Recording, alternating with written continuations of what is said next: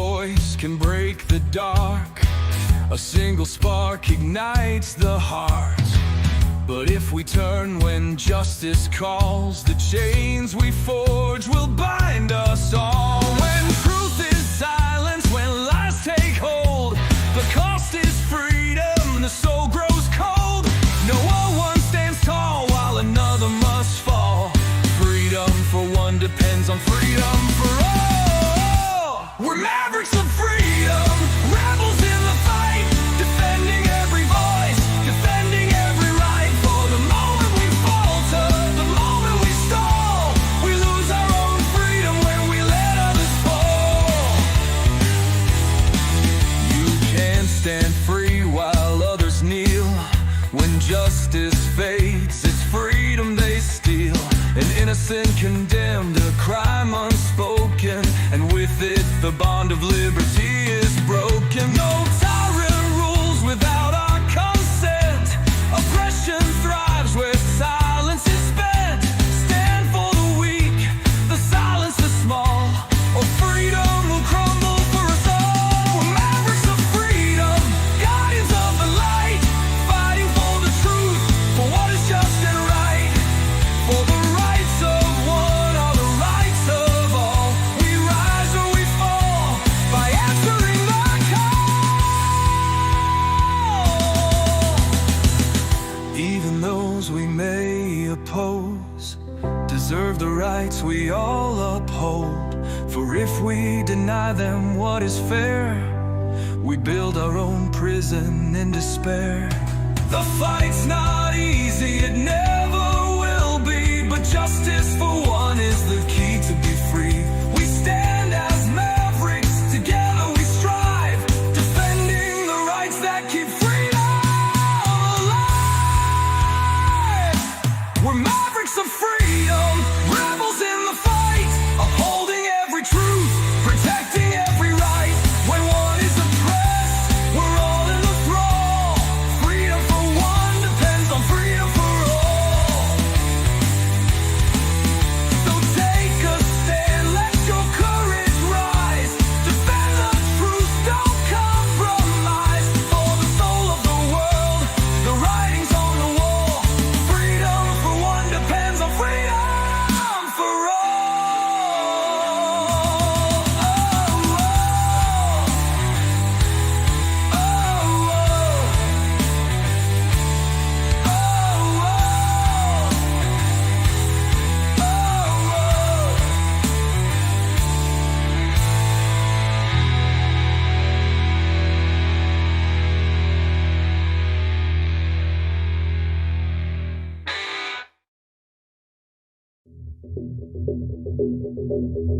Greetings, Mavericks and new viewers.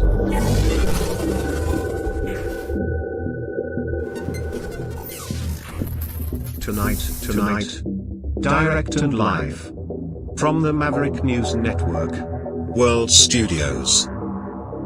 This is Maverick News with Rick Walker.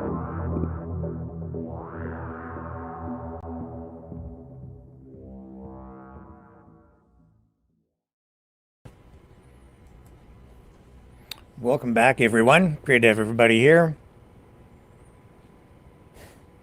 I thought I knew what I was going to talk about tonight. And then people started messaging me just before the program with just different happenings out there.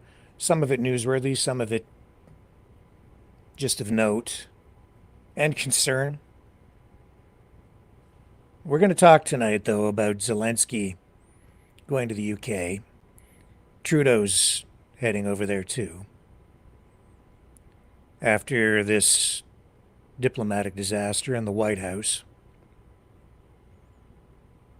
We'll talk about Chrystia Freeland and her bid for the leadership race and the way she's going about it, and why she, in kind of an act of desperation, has connected with Bill Maher. And we're going to talk about Wild Bill. Well, I don't know if it's Wild Bill. No, there was another guy named Wild Bill. We'll have to come up with another name for this Bill. This is Bill. We'll come up with a proper way to describe him later in the broadcast. But he phoned in to the program couple of nights ago, and I want to go back and review that call with you because it was weird, it was cryptic, and it was targeting you in my estimation. And I think there's a warning that needs to go along with that. So we'll get into all of that tonight and more. It's going to be an interesting show. Maybe we'll get to the phones, I'm not sure. It depends on how long it takes to get through the top news stories of the day, and we'll start digging into them on the other side of this. You know, someone very profoundly once said many years ago that if fascism ever comes to America, it'll come in the name of liberalism.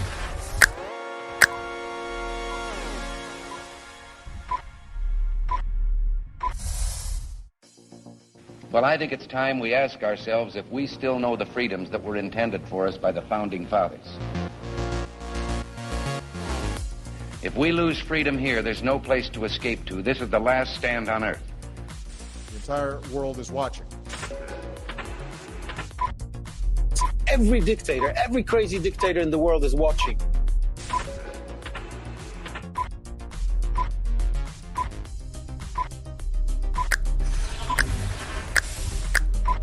The world is watching. On TV, the entire world is watching. On social media. But the entire world is watching, and yes, they are seeing what we have apparently bravely been willing to say that others are thinking. Stand for freedom. Literally stand for freedom. Let's get this done. The entire world is watching. We're at war with the most dangerous enemy that has ever faced mankind in his long climb from the swamp to the stars. Maverick News. Maverick News. Maverick News. Let me have more control of my own destiny. The world is watching.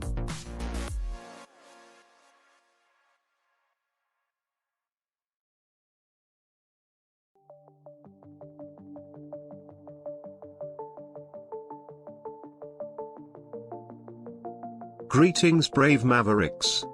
Our quest for truth continues. We go beyond fake news. Together we expose propaganda. Together we pull others out of rabbit holes. We are maverick thinkers. We are all unique individuals. Defenders of individual rights and freedoms. Credible. Trusted. Grounded in reality. Maverick News. Maverick News. Defending free speech. Free speech. Donate at freedomreporters.com. Do it now. Tomorrow may be too late. Maverick News. The world is watching.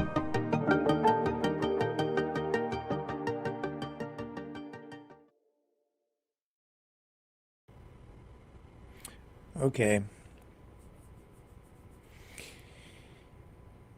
Where shall we start? Oh, I guess we'll start with Zelenskyy going over to the UK. How about that?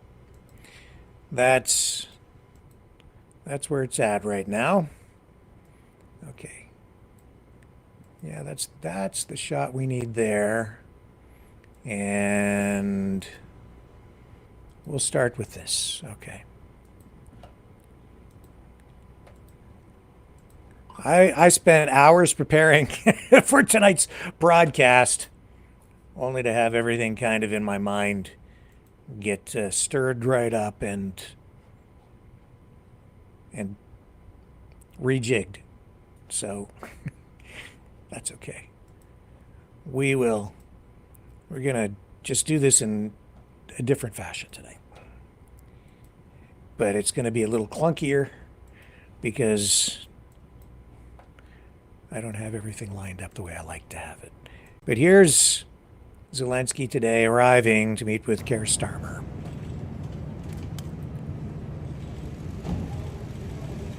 Look at all the people. Can anything be salvaged, President Zelenskyy? President Zelenskyy, can you get Trump back on side? Can this be salvaged, President Zelenskyy? Can get Trump back on side? What's your message to the US President? Is it too late for your relationship with President Trump? President Zelensky, can you get Trump back on side? What is your message to Donald Trump? Is it too late, President Zelensky? President Zelensky, how do you repair your relationship with President Trump, please? Still negotiate with President Trump, Mr. Zelensky. Can you be without the US, President Zelensky? What's your message to Donald Trump, President Zelensky?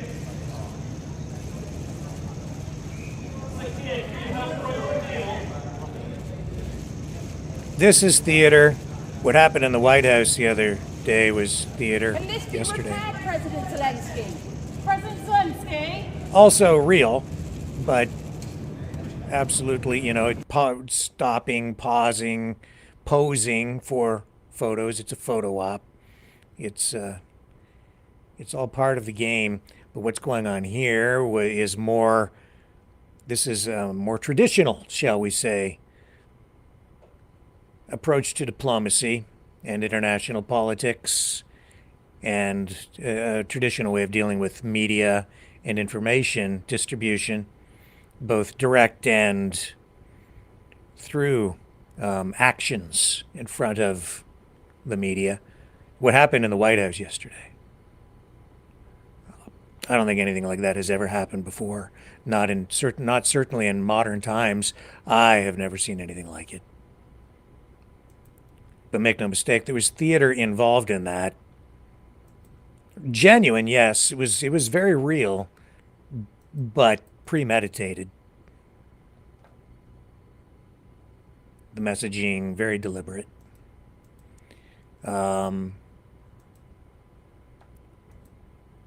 But here's Zelensky with Starmer today, and we'll run this exchange first, and then we're going to go back and we're going to review a little bit of what happened yesterday in that disaster in the White House. Here's what happened over in that meeting with Starmer and Zelensky. Let me just say that you're very, very welcome here in Downing Street. As you heard from the cheers on the street outside, you have full backing across the United Kingdom. And we stand with you, with Ukraine, for as long as it may take. And I hope you heard some of that cheering in the street. That is the people of the United Kingdom coming out to demonstrate how much they support you, how much they support Ukraine, and our absolute determination to stand with you, unwavering determination, and to achieve what we both want to achieve, which is a lasting peace for Ukraine based on sovereignty and security for Ukraine. So important for Ukraine, so important for Europe, and so important for the United Kingdom. So I'm much looking forward to our discussions here this afternoon. Thank you very much. Let me just say... Okay, so that's what went on there. Very... What shall I say? What's the right word? That's normal. That's the normal way to do it in abnormal times. I would say anytime you're at war, that's not really, maybe that is normal for human beings. I guess it's a state of normalcy, unfortunately. It's just showing the dark side of humanity and the tragic side. And this was a war in the White House yesterday. I'm gonna say this. So there's a lot of talk out there tonight. Renewed talk, amplified talk about Canada's just a corporation, even that being extended to the United States, largely by these groups that say that Canada's just a corporation. Remember that they also say the United States is just a corporation. So why would you want to join that if it's the same thing? I'm going to submit to you tonight that the United States has been, I used the word taken over by a coup with Trump's election. And some people kind of lost their minds. It triggered some people. I stand by it, but the word coup is being used here in a way that is also not necessarily traditional. Because what I'm witnessing, and you're going to have a hard time disproving this, what I'm witnessing is a corporate coup. Yeah. If you see, because what's sitting in the White House right now is Trump Corp, essentially. That is what is going on. And everything that Donald Trump gets involved with is some sort of a transaction, a business deal. He's treating everything as a business deal. It all comes down to money. All the people around him, people with power, oligarchs. What do I mean by an oligarch? A lot of people don't know what that even means. It's really, really rich people who have been enriched and empowered by the state, essentially. Owners are people who control big companies, big corporations with tentacles that tie directly into government and the bureaucracy and the deep state. They are the deep state. Have been, always were. Trump has taken control. Trump Corp has taken control of the country. And everything he does now, he dominates. It's Trump Corp in the White House. It's a corporate coup. It was another kind of coup as well. It was an information coup. It was a political coup, a democratic coup. And I say it was a coup because the transition of power has not been normal. Normally, in our systems of government in Canada, the United States, Western democracies, when one government comes in and the other one leaves, there's a transition of power, whether it's from the conservatives to the liberals or the Democrats to the Republicans, or it could be, another party. It could be the Labour Party, the Greens, the NDP, whatever it could be. And that does happen, certainly in Canada at the provincial level, although in Canada we've really only had liberal and conservative governments elected by the people, but we do have other choices. At the provincial level, we've had other parties. But the point is, when governments change, the system remains intact. And the institutions remain intact. There may be some changes, some changes to the system, the budget changes, you might get more social programs, fewer social programs, but the Constitution as a whole generally stays the same. Again, during any administration, there might be some minor changes, but that's not what's happened with the Trump administration. They've come in and using Doge, they're purging.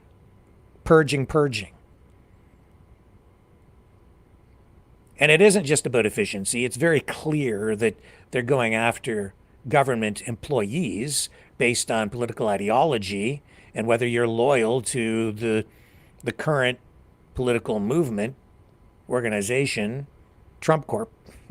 If you're on board, your job might be safe. If you're not on board, or if you're not in alignment with their ideology, you could be in danger of losing your job. That's the hard truth. That's the truth. And that's what they're doing. They're going through all these government agencies. But you see, in the past, if you worked at, say, the Department of Transportation, and the Democrats left and the Republicans came in, you're pretty much left alone, because who cares about what your political ideology is? It's about whether you are filling out the paperwork properly at the DOT. Right? But not so this time, because they're going through people's chat messages and emails to see what you think, not just about what you're doing on your job, and it's not just about how well you perform. It's not just a meritocracy based on work performance. It's also clearly, based on some of the firings of the past week, what you think and how you live, what kind of person you are, and whether you were, If you said if they don't like you and you send a message with a sexual overtone, you're gonzo. No doubt there's some efficiency cuts being made, but it's largely ideological, and it's in the rhetoric. You can hear it every day in the news coverage, and the politicians even openly talking about it. It's creating an atmosphere of fear.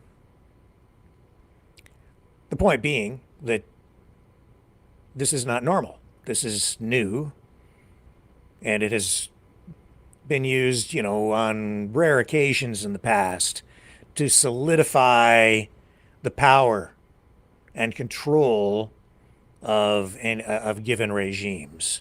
The ones that come to mind most prominently, foremost, are the Soviets under Lenin and Stalin and Hitler. Oh, make no mistake, that's exactly what they did. They came in, they took power, and then through a series of steps, they purged the bureaucracy of all political opponents. It's kind of what's going on here. Now, you can say, oh, you're being bombastic. It's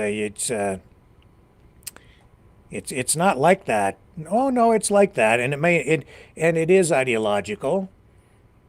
You can make your own assessment as to what kind of a political ideology is in play here. Populist, fascistic, communistic, socialistic, conservative, liberal. You can apply whatever label you want, but the bottom line is you have a whole bunch of public servants who have lost their jobs over the past month, and a lot of them are gone because of political ideology. It's just the way it is. And that's because Trump runs everything like a business. He's running the government kind of like a business, but it's not like running it just like a business for efficiency purposes. It's like everything. He's literally a corp. He's turned it into a corp. It's not, in that sense, as people are sitting there saying, the Canadian government isn't really legitimate because it's just a corporation, which is a lie. It is not just a corporation. That is a lie. But Donald Trump is just a corporation. And that's why when he sits down and talks with Zelensky the way that he did yesterday, it all just comes down to money. Just money. He doesn't he doesn't view anything in any context other than that. He doesn't apply philosophy. He doesn't really apply political ideology even, beyond the culture war aspect of it. He's just looking at Ukraine as a landmass. He looks at the United States as a landmass. It's the same thing with Canada. It's just a place, a geographic location. It's all there for the taking by whoever has the most power and therefore the most money. Let's go back to his exchange yesterday with Zelensky in the White House and J.D. Vance, and we'll play it. And you can hear it in what he's saying. And it's and that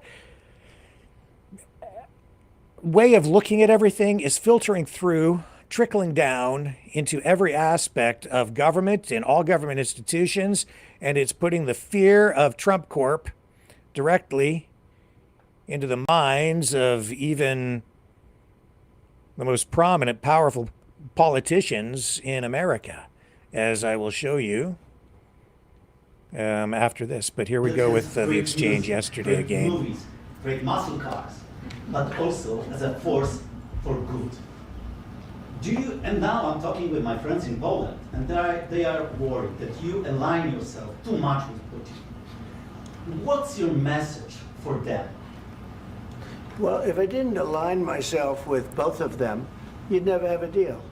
A deal. You want me to say a deal. Really terrible things about Putin and then say, hi, Vladimir, how are we doing on the deal? That doesn't work that way. I'm not aligned with Putin. I'm not aligned with anybody. I'm aligned with the United States of America. And for the good of the world, I'm aligned with the world.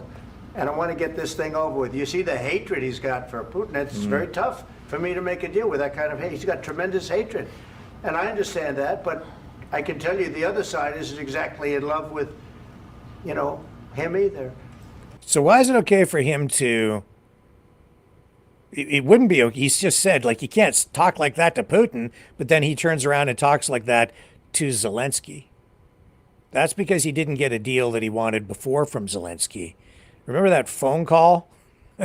The perfect phone call that actually led to his impeachment? That was because he asked Zelensky to do something that would actually have been illegal. Because he wanted Zelensky in Ukraine to go after Joe Biden and his son. And Zelensky couldn't really do it because it would have been illegal for him to do it. And Trump was actually asking him to do something that was illegal. Now, Trump said that he wasn't applying pressure, although there were people who said that he did. At the time, you know, I was of a mind that it was like, oh, it's probably not anywhere near as bad or as the Democrats are making it out to be. But when you look at what's going on between these two, that's one of the things that helps explain why this relationship is on the rocks. For Trump, it's about a deal. It's about Zelensky not coming to rescue him when he got into trouble, when he was trying to get political dirt on Biden, and Zelensky wouldn't help him because it would have been illegal for him to do it. It would have been corrupt. But for Trump, it's just about the deal and the power and the money. So it's not a question of alignment. I'm aligned with the world. I want to get the thing set. I'm aligned with Europe. Not really. I want to see if we can get this thing done. You want me to? If he's aligned with Europe, why is he threatening to impose massive tariffs on all of Europe? Why is he, if he's aligned with the world and in Canada, why is he threatening massive tariffs up here? Why does he have an economic gun to our head? Why is he doing it to Mexico? Why is he doing it to virtually every country in the world? Except for, you know, maybe Russia, where there's talk about lifting sanctions. And just yesterday we saw that Marco Rubio took steps to stop surveillance and the sharing of certain information with Ukraine. So he's going real easy on Russia and going hard on Zelensky. And you know why? It's because Zelensky's a little guy, and Trump likes to pick on the little guys. Be tough. I could be tougher than any human being you've ever seen. I'd be so tough. But you're never going to get a deal that way, so that's the way it goes. All right, one more question. Hey, I want to respond to this. So look, for 4 years in the United States of America, we had a president who stood up at press conferences and talked tough about Vladimir Putin, and then Putin invaded Ukraine and destroyed a significant chunk of the country. The path to peace and the path to prosperity is maybe engaging in diplomacy.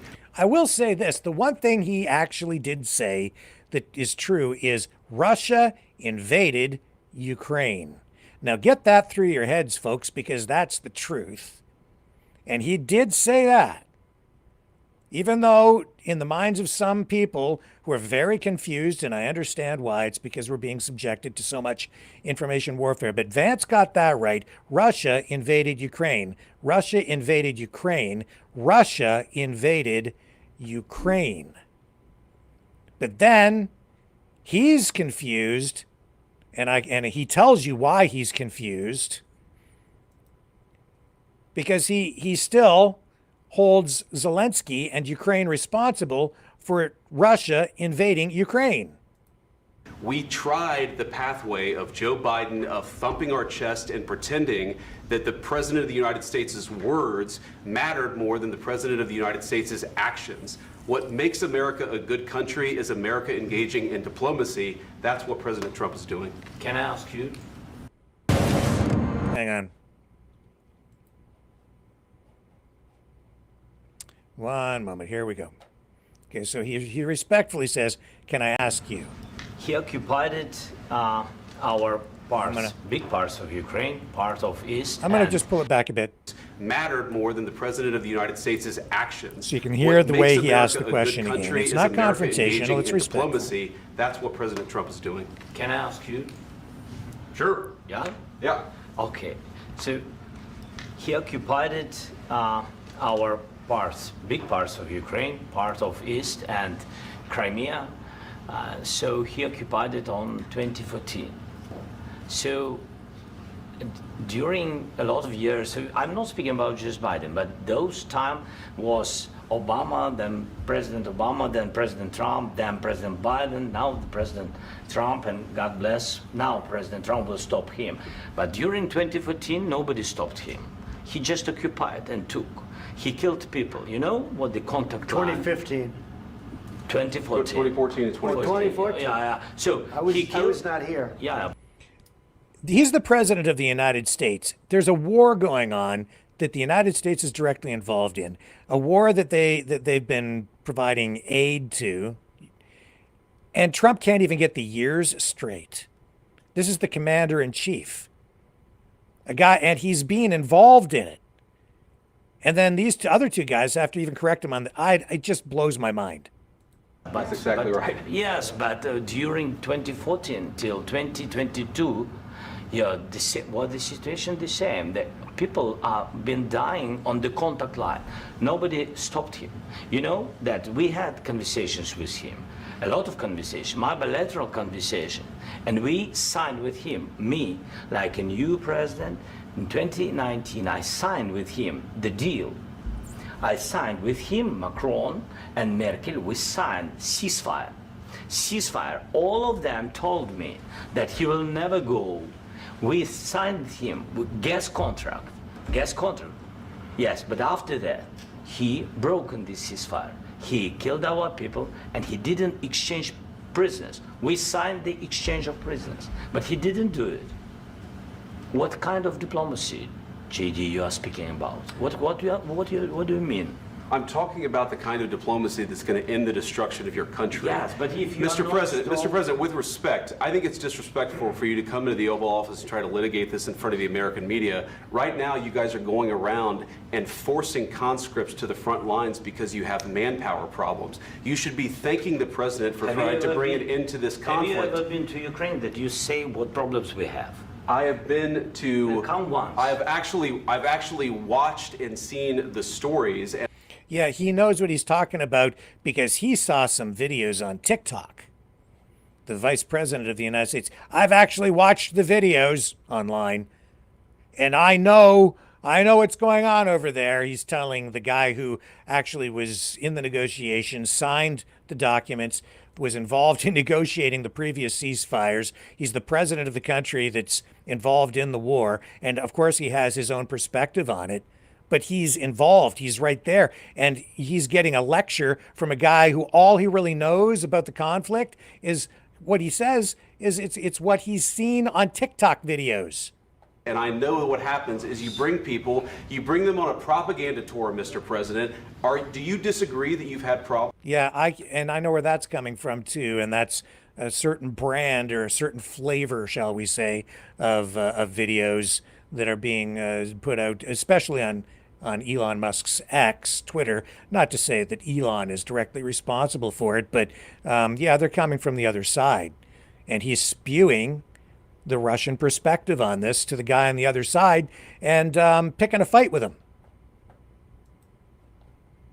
Problems bringing people into your milmilitary? And do you think that it's respectful to come to the Oval Office of the United States of America and attack the administration that is trying to prevent the destruction of your country? A lot of questions. Let's start from the beginning. Sure. First of all, during the war, everybody has problems. Even you, but you have nice ocean and don't feel now, but you will feel it in the future. God bless. You don't know that. God bless. God bless. You will not have a war. Don't tell us what we're going to feel.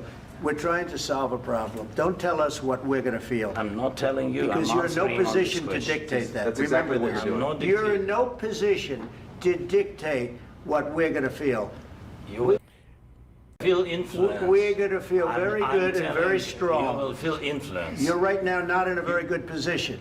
You've allowed yourself to be in a very bad position, and he happens to be right about it. From the very beginning of the war. You're not in a good position. You don't have the cards right now. With us, you start having cards. Right now, you don't. You're playing cards. You're playing cards. You're gambling with the lives of millions of people. You're gambling with World War III. You're gambling with World War III. And what you're doing is very disrespectful to the country, this country. That's with back all to respect to you. your Far country. more than a lot of people said they should have. Have you said thank you once? This A lot entire of meeting? times. No, in this Even entire meeting, today. have you said thank Even you? today. You went to Pennsylvania and campaigned for the opposition in October. Offer some words of appreciation for the United States of America and the president who's trying to save your country. Please, you think that if you will speak very loudly about the war, you He's can... not speaking loudly. He's not speaking loudly. Your country is in big trouble. Can I Wait a answer? minute. No, Can you've I done a lot answer? of talking. Your country is in big trouble. I know. You're not winning. I know. You're not winning this. You have a damn good chance of We are coming out staying, okay because of Mr. us. President, we are staying in our country, staying strong from the very beginning of the war. We've been alone, and we are thankful. I said thanks You haven't in been this alone. cabinet, You and haven't not been only alone. in this We cabinet. gave you, through I this said stupid president, $350 billion. You voted we gave for you your military president. equipment, You and you voted men for are your brave, president. but they had to use our military. What about West? If you didn't have You our invited military me- equipment, You invited if me you to didn't speak. have our military equipment, this war would have been over in 2 weeks. In 3 okay? days, I heard it from Putin. In 3 days, this is something Maybe new. less. In 2 weeks, of course, yes. It's going to be a very hard thing to do business like this, I tell you. It's going to be a very hard thing to do business like this. Okay, at that point, I get nauseous. Because this isn't just a business transaction. This is about... It's about everything, man. It's about everything. It's about people's lives, which he claims to care about, but not really. It all comes down to the dollars and the cents, the Benjamins, baby. We gave you $350 billion and we want it all back. And those deals that you made, the deals with the previous administration, that stupid president, we want all that money back. We want your minerals. We'll protect you from that Putin guy, but yeah, he's taking your country. But we'll protect you. But we want your country. We want all your resources. We'll do it. Yeah, you know he talks like a mafioso gangster. You don't have any cards. You got no cards. Now listen, it'd be terrible if something happened to your country and it happened to burn down. With us, you got some cards. And then maybe we can make a deal here. You want protection. I can get you protection. You got to be careful though,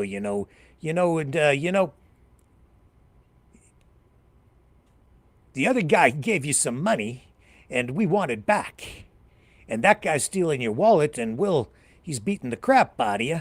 I'll make him stop beating the crap out of you, but you got to give me your wallet. You want protection, right? Well, you better pay up. Better pay up. Because we got all the cards and we'll give you some cards, but you got to pay. But Mr. President, we paid with the blood of our youth to protect Europe against the aggression of Putin. You don't dictate to us. We tell you what you're gonna do. We got all the cards. We're not putting boots on the ground. We're not taking any risks. We'll give you the money up front, but we want it all back with interest. See? You pay. But we did not start the war. The Russians, as J.D. Vance told you, the Russians invaded us. No, you shouldn't have started the war. You need to stop this war. But Mr. President, they're still in our country. They're still shooting at us. You had 3 years. You should have stopped this. You shouldn't have started it to begin with. But they invaded us. Well, we'll protect you. You know what this is? This is an extortion racket. Run by a mobster, a thug, who has nukes. and a great big military. He's become the commander-in-chief. And he's taken over the White House in some sort of a bizarre, twisted, sick coup. Whether it's a corporate coup as Trump Corp, thus corporatizing an actual sovereign nation state, and then surrounding himself with what is, and this is a fact, the richest cabinet in American history. A bunch of oligarchs, including the tech giants, Bezos, Zuckerberg, Gates, all of them. The very people that a lot of people in our community are concerned about, have been concerned about, and he's got them right there front and center. And Elon Musk running the whole show, the most powerful man in the world, I would say, more powerful than Trump. Oh, yes, more powerful than even the President of the United States. And he got there for just a measly $270 million. But hey, how could that possibly be corrupt? I'm pretty sure it's not even legal, what he did. But now that he has power, what are you going to do? Antonio called in last night and was saying that, you know, his concern with the way our democracies work is that there's immunity for certain people, especially the politicians, the people in power. And he's actually quite right, because you know who's the most immune of all? Donald J. Trump, especially now that he's back in the White House. And they've given him increased immunity from prosecution on just about everything. Now that he's president, laws pretty much don't apply to him, which was one of the things that was the central question when Nixon got into trouble with Watergate. Remember his famous line, "It's not a crime when the president does it." Well, now that's true under Trump, because of the rulings that were made prior to him coming back into the office. And what is part of what he has been doing since coming back in over the past month is handing out pardons to a lot of people, some of whom I've noticed it's strange. Sex offenders, drug dealers. He's even granting a pardon to Pete Rose, posthumously. A man who is taken out of the Baseball Hall of Fame because of his indiscretions with gambling. Yeah. Not to say that Pete Rose wasn't a great baseball player, but morally, ethically, yeah, there were some problems, but Trump is pardoning him. And I don't even know why or how, but it just shows the mentality that is in play in the White House right now. And then you see what happened yesterday with this crazy, unprecedented exchange, and it was sickening. It's still sickening. Just say thank you. I said a lot of times to American people. Accept that there are disagreements, and let's go litigate those disagreements rather than trying to fight it out in the American media when you're wrong. We know that you're wrong. But you see, I think it's good for the American people to see what's going on. I understand, sir. I think it's very important. That's why I kept this going so long. You have to be thankful. You don't have the cards. You're buried there. You're people are dying. You're running low on soldiers. Listen, you're running low on soldiers. It would be a damn good thing. And then you tell us, I don't want a ceasefire. I don't want a ceasefire. I want to go and I want this. Look, if you could get a ceasefire right now, I tell you, you take it so the bullets stop flying and your men stop getting killed. Of course, we want to stop the war. But you're saying you don't want a ceasefire. But I said to you, I want a ceasefire. With guarantees. Because you'll get a ceasefire faster than an agreement. Ask our people about ceasefire, what they think. That wasn't with me. That wasn't with me. That was with a guy named Biden who was not a smart person. That was with Obama. It was your president. Excuse me. That was with Obama, who gave you sheets, and I gave you javelins. Yes. I gave you the javelins to take out all those tanks. Obama gave you sheets. In fact, the statement is Obama gave sheets and Trump gave javelins. You got to be more thankful, because let me tell you, you don't have the cards. With us, you have the cards. But without us, you don't have any cards. One more question to Mr. Vice President. I'm sorry. You got to be It'll a tough deal thankful. to make, because the attitudes have to change. What if Russia breaks ceasefire? What if Russia breaks... Stop paying for life insurance that doesn't include the... Yeah. Again, man, like it's going to be tough to make a deal. It's all about the deal. Lives don't matter. What he's saying there is the people, the Ukrainians who have paid with their lives, don't matter. They're not worth anything. He's not giving, even in the transaction, he's not providing any credit for any of that. It's not like, well, you contributed all these lives. We contributed this money. What's the deal? No, the lives are worth zero. The money is worth everything. The money means that we get your mineral rights through a deal. And as I understand it, the deal was going to end up being something like 50-50 sharing of the resources, and the Americans go in and provide investment to rebuild and then develop the lands where these rare earth minerals, like lithium, for instance, are located. And that's why the Russians are in some of those territories, is because just about a month ago, they seized territory where there are lithium mines, which is needed for the manufacture of electric car batteries. And now they're talking to China to give them access to the mining rights there, because of course China is the major player when it comes to lithium battery production for electric vehicles. Why is Russia in there? It's because of that. Is that Ukraine's fault? No. What's that got to do with NATO expansionism? Nothing. It's about Russia going after those resources. It's about Russia, and they openly talk about it now, having a different worldview of reshaping the world and absorbing more countries. And that's where Trump is at as well. He's making deals.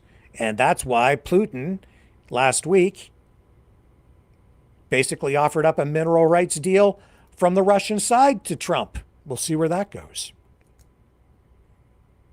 And does Russia really want a ceasefire or a deal? They haven't really gone beyond that initial meeting between Rubio and Lavrov and the teams.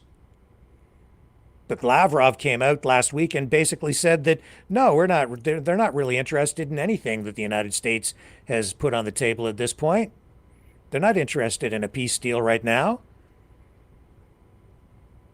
And here's something else to think about with regard to this mineral rights deal. And I've had debates with people about this over and over and over again about BlackRock. Because people are being, again, lied to and led astray with these stories and explanations about, first of all, what BlackRock is, and secondly, about their activities in Ukraine.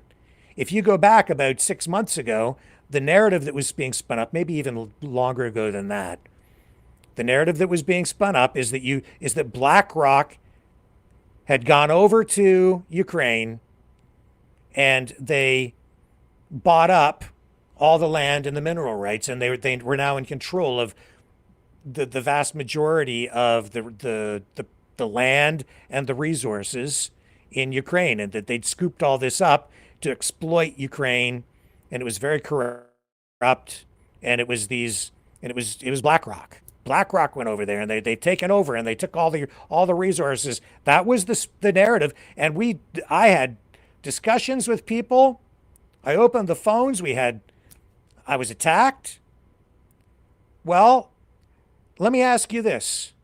How can Trump make a deal with Zelenskyy for mineral rights that apparently BlackRock had already bought up for pennies on the dollar? Because it's not true. It was a lie. And this whole damn thing is just wrapped up in a web of lies, all designed to confuse, create chaos, undermine support for the war, and make people think the opposite of reality is what we actually are living. It's to turn everything upside down, and I think even more accurately, kind of hold a mirror up to everything so that it looks very real, but everything is in reverse. It's like Plato's shadows on the wall, where people think that the shadows are real, that story, but it's more elaborate than that. It's a much higher tech version of that, using AI and social media so that they're really presenting reality in a mirror to confuse you. So you think that you're looking at things that are accurate, but it's reversed. The BlackRock story is just one of those things. It was a multi-pronged effort to confuse you and undermine your support and your trust, even not just in government, but in your institutions and in capitalism. It was pretty brilliant, actually, the whole BlackRock narrative, especially as it relates to Ukraine. But now it's just on its face, clearly a narrative that was not accurate. They don't own it all. Trump wants it. Trump Corp. Trump Corp. Oh, what are you talking about, Rick? I thought Canada was just a corporation. No, Trump. He's a corporation. He's a brand. Trump is the brand. Trump is the corporation. Elon Musk, Tesla, that's a corporation. SpaceX, that's a corporation. He's an oligarch because his corporations survive on government contracts. Billions and billions and even trillions of dollars worth of government contracts. You think Elon Musk is going to finance the trip to the moon? No, he's going to do that with your tax dollars. Through SpaceX, the corporation. Him and his oligarch friends. They'll probably get, some of the first rides on the spaceship express to Mars. That's the corporation, folks. Right there. Well, I want to join. I'm eager to join the 51st state. We want to be the 51st state. Yeah? Yeah, Trump Corp. That's what you're joining. Trump Corp. Musk Corp. And you're going to work for those guys every day, digging out the dirt from whatever mine they want you to work for. Wherever they tell you, well, you're going to do what they tell you to do, and you're going to work for the wages that they tell you to work for, because we're going to have less regulation. We're going to be way more efficient. And they're going to bust your unions, and they are going to make you work like the people in Haiti. Oh, yes, make no mistake. Do you know how much people in Haiti make? Between $1 and $5 a day. Do you know what they do down there? One of the biggest industries is the textile industry. They make t-shirts. Yeah, those t-shirts you're wearing? Yeah, they're made in factories owned by rich American oligarchs and some Canadian oligarchs. Rich people who then use super low-priced labor, $1 to $5 a day. That's all the people there make. Sewing your t-shirts together. And then they ship them back up here. Yeah, there are different rules, different benefits for different people. And the people who run the big corps, they want to keep people in their place. Yes, they do. Is that justice? Boy, I'm sounding a lot like a lefty right now. But as much as I'm about free markets, I'm really about free markets. What Trump does is he rigs everything. Rigs everything for him and his corporate friends. That's what he's doing right now. Oh, yeah, but Rick, he's in there, he's purging and he's finding efficiencies, is he? Yeah, they're telling you what they want to tell you. And they control the system, and they can lie to you, and you wouldn't even know the difference now. We wouldn't know the difference because they can cook things up any way they want because they're in complete control. And people who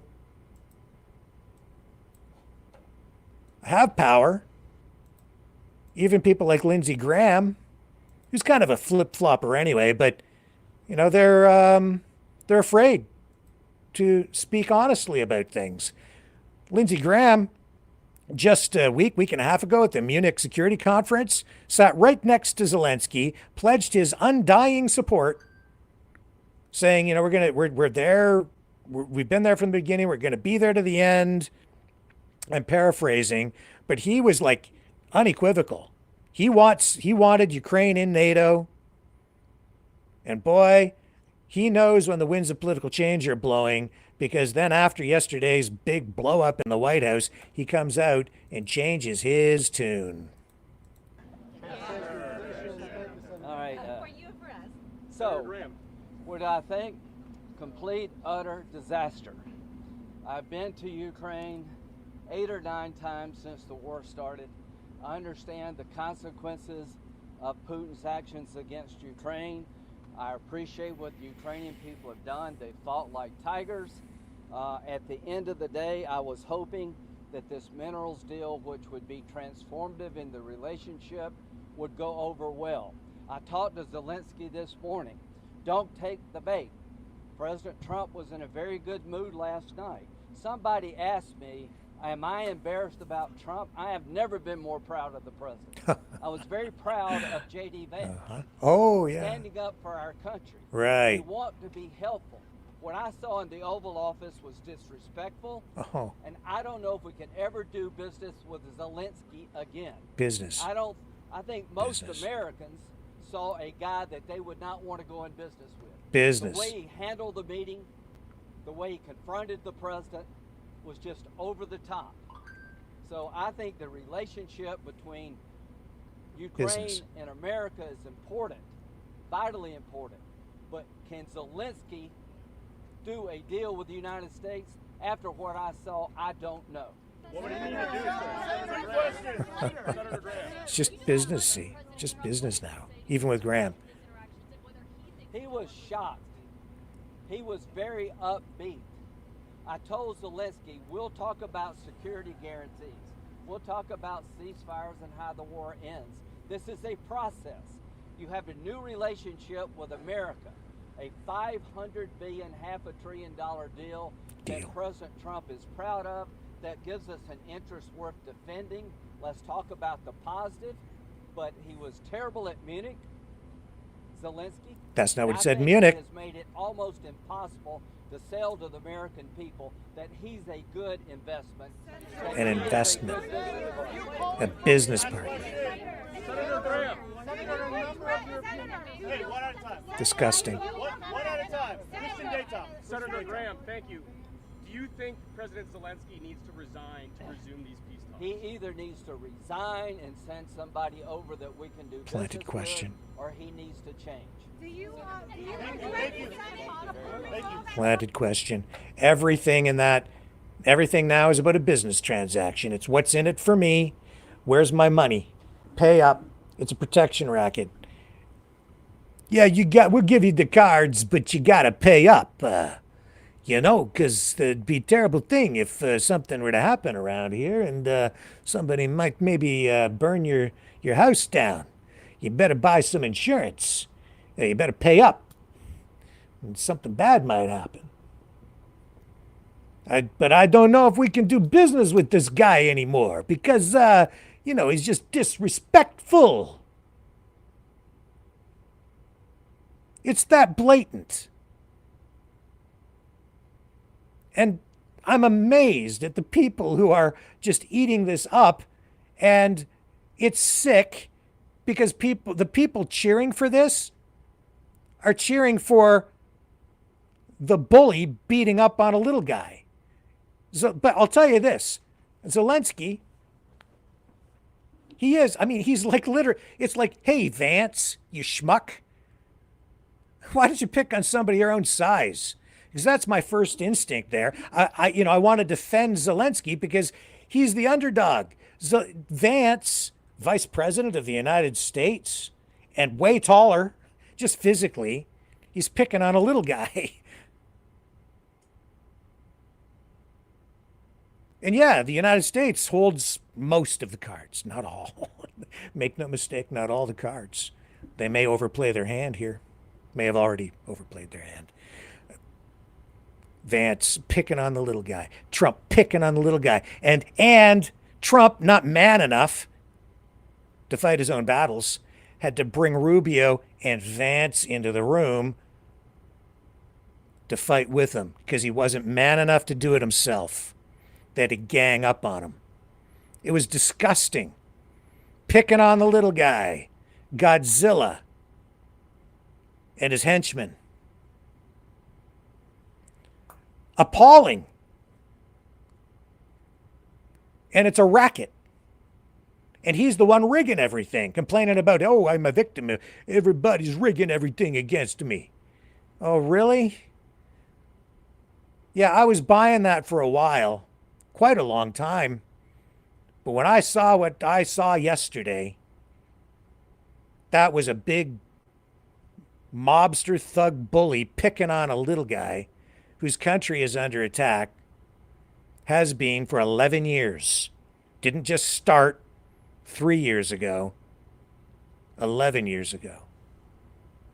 And I'm watching Trump sit there. He can't even get the dates right, doesn't really know the history. His vice president is ill-informed, not prepared, doesn't really know what's going on, is getting all of his information from social media videos and says so.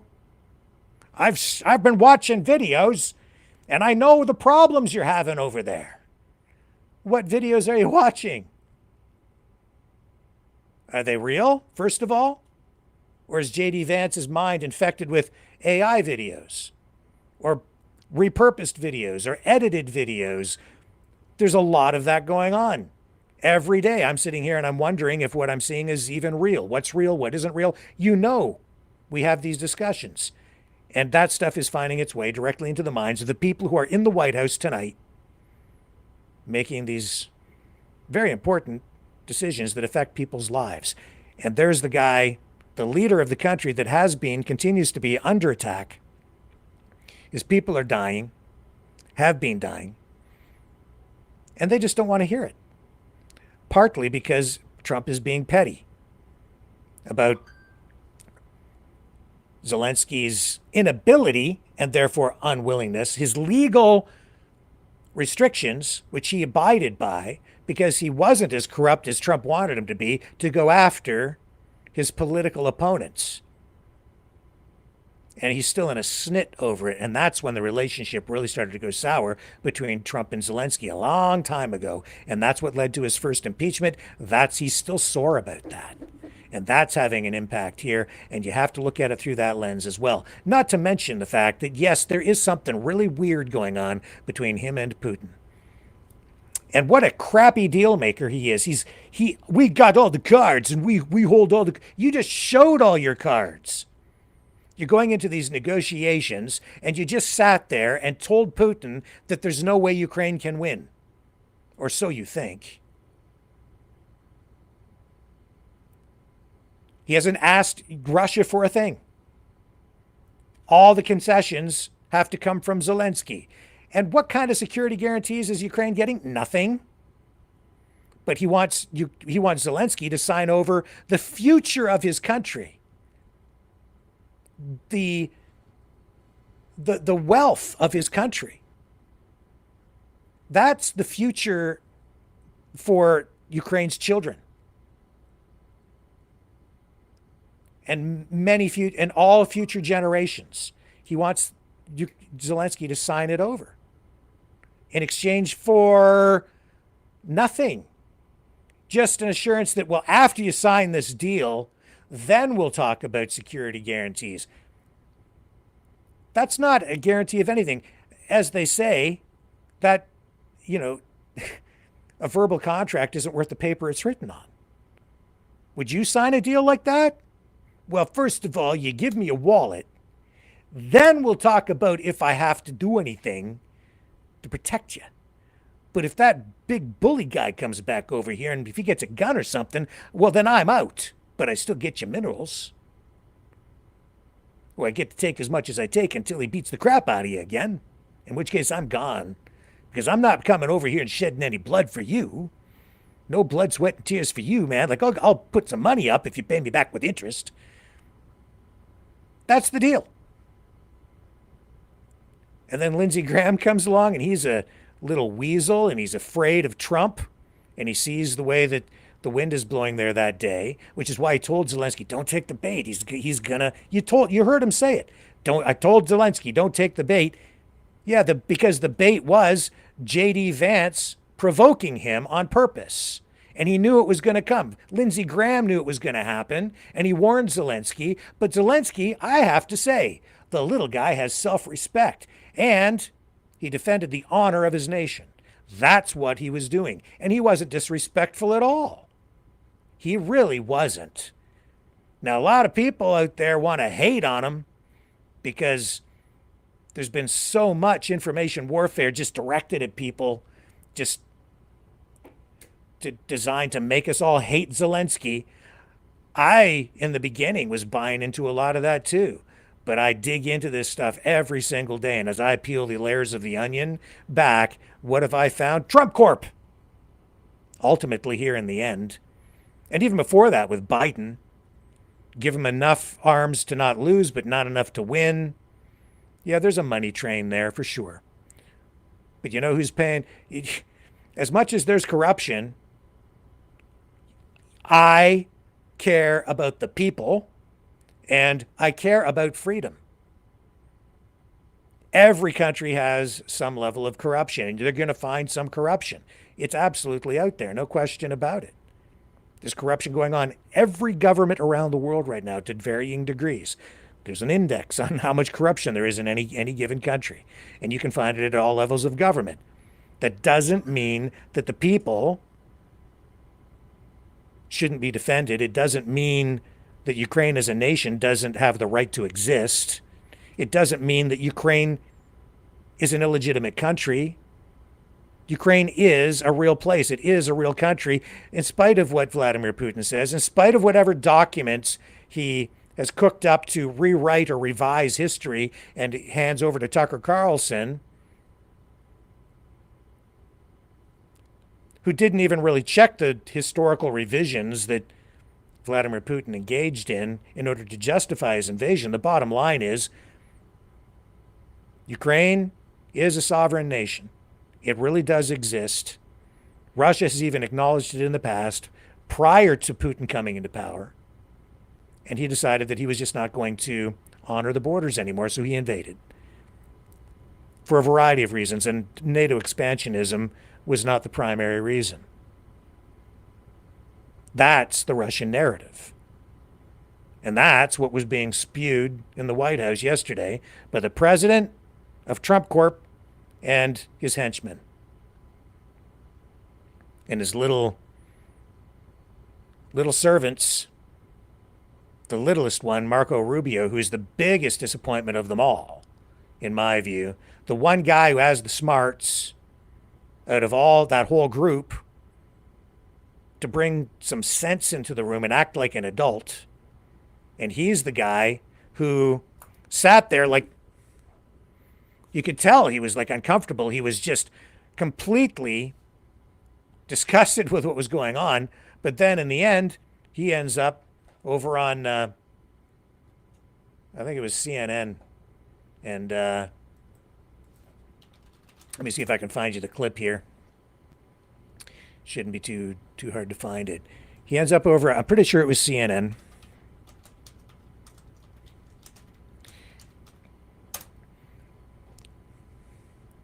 Here's the exchange. He ends up over on CNN. You can tell that in the meeting, he doesn't like what's going on. It's not the first time he's had that expression in these meetings with Trump and Vance. But then he goes over here and does this and throws Zelensky under the bus. Vice President Vance was criticizing Zelensky for not saying thank you specifically during that meeting, those 40 to 50 minutes that we were in the Oval Office. But certainly, you know very well, Secretary Rubio, your time as a senator here in Washington, that whenever Zelensky has come to Washington before, he has very much expressed that kind of gratitude. Just listen to this. Thank you for both financial packages you have already provided us. Really, all my appreciations from my heart, from the heart of Ukrainians, all Ukrainians. So what can I say to American people in English? My English is poor to say all my messages and all my thanks to you. And thank you very much for supporting us, our people. Thank you, United States. Thank you, America. Ukraine is grateful to the United States for its overwhelming support. Do you think you can make the argument that he hasn't said thank you? Well, I think the vice president said he hadn't said it today. He hadn't heard it today in that meeting, and we were hoping that that meeting would begin by thank you for everything you've done for us. We wouldn't be where we are today without you. We wouldn't even have a chance to negotiate a peace without the help you gave us. By the way, without the help you gave us when you were president in the first term, because President Obama refused to provide them defensive capabilities in terms of... Yeah. So he throws Zelensky under the bus. But everything is a transaction. Everything's a deal. It's all about the money. Not, did you hear, like, Trump says, oh, I got to stop the killing. Yeah, but he didn't really, the way he says it, he doesn't come out and say, your people have paid the ultimate sacrifice. You have made the ultimate sacrifice. Somewhere between, like, maybe even 500,000 Ukrainians have died in this conflict.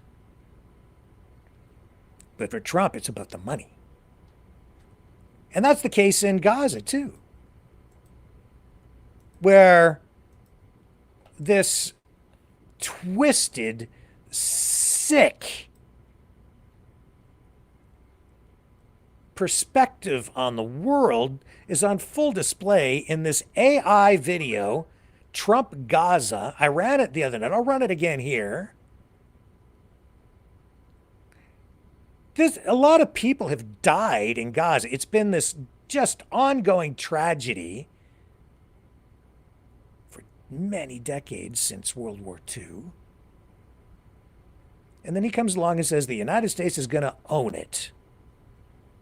And he's going to turn it into a resort.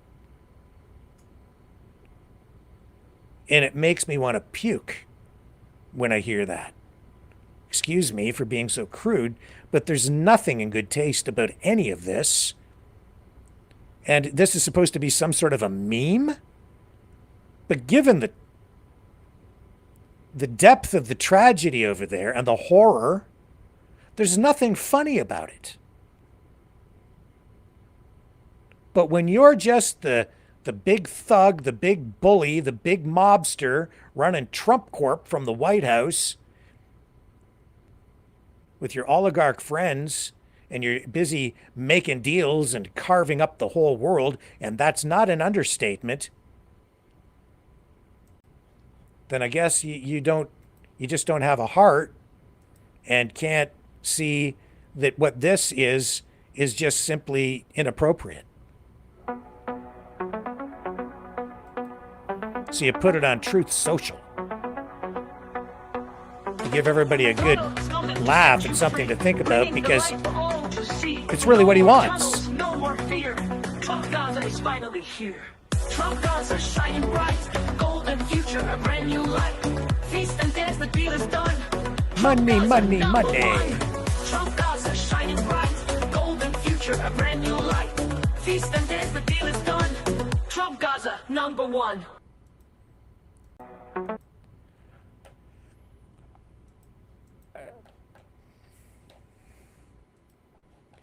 I'd laugh if it was funny, but it really isn't funny. I'm just flabbergasted. What the hell is that? It's just in bad taste. It's gross. It's decadent.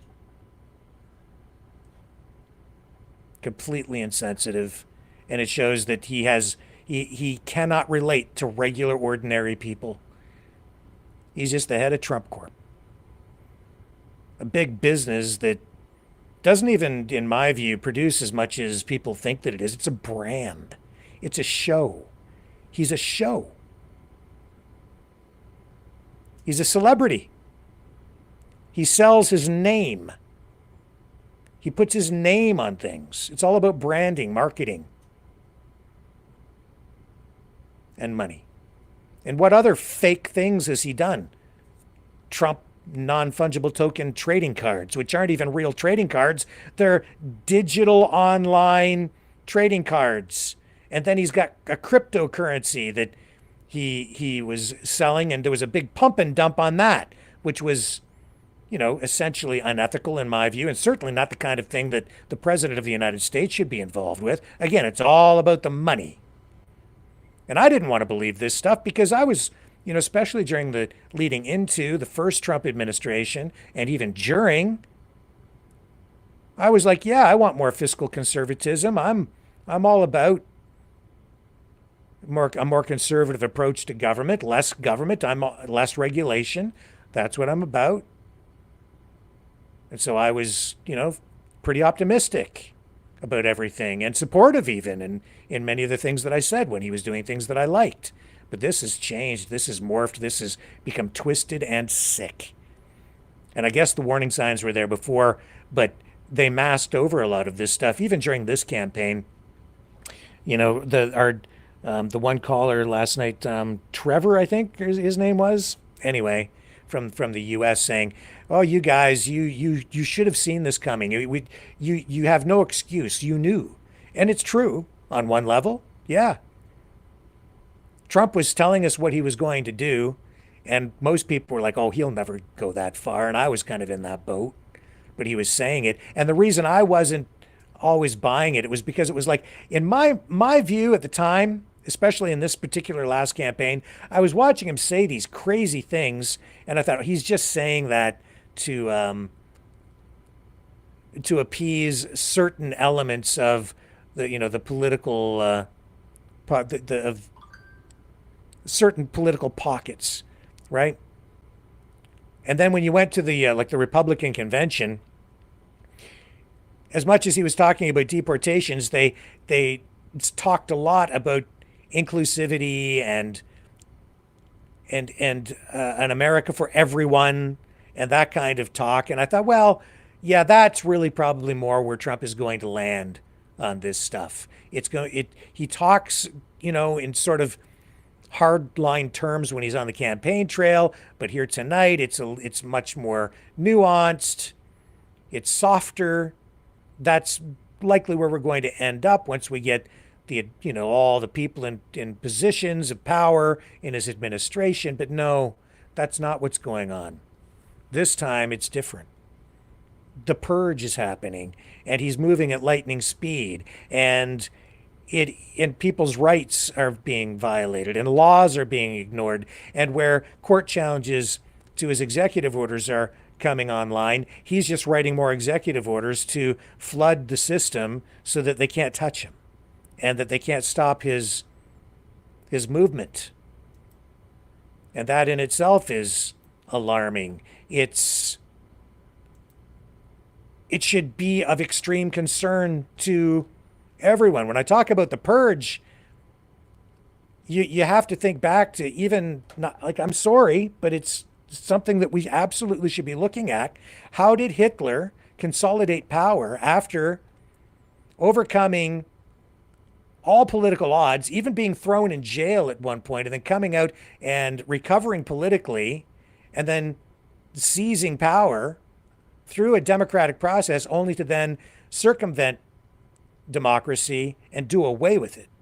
It was a step-by-step process that involved the Reichstag fire as sort of a false flag, to use that for justification for the suspension of rights, the Enabling Act in 1933 that came along after that as part of the Reichstag fire, allowing him to use dictatorial powers and install those powers as sort of temporary, but then making them permanent after eliminating his opposition. You had the Night of the Long Knives that came the next year, and then the consolidation of absolute power in 1934. And he, of course, had that Enabling Act in place, allowing him to bypass checks and balances, and then use the military, the Gestapo, the SS to crush dissent. And I hate to even bring up the Nazis when I talk about modern politics, because it's just used too often and applied to too many people, and it loses its impact, its importance. It waters it down too much. But what I'm seeing going on right now, I can't find any other modern day parallels to this in any other Western country, and I'm finding it alarming. I'm also alarmed by this movement that is underway to get Trump a third term. I've got, right here, I'll show you. There's a political project underway. It is the Third Term Project.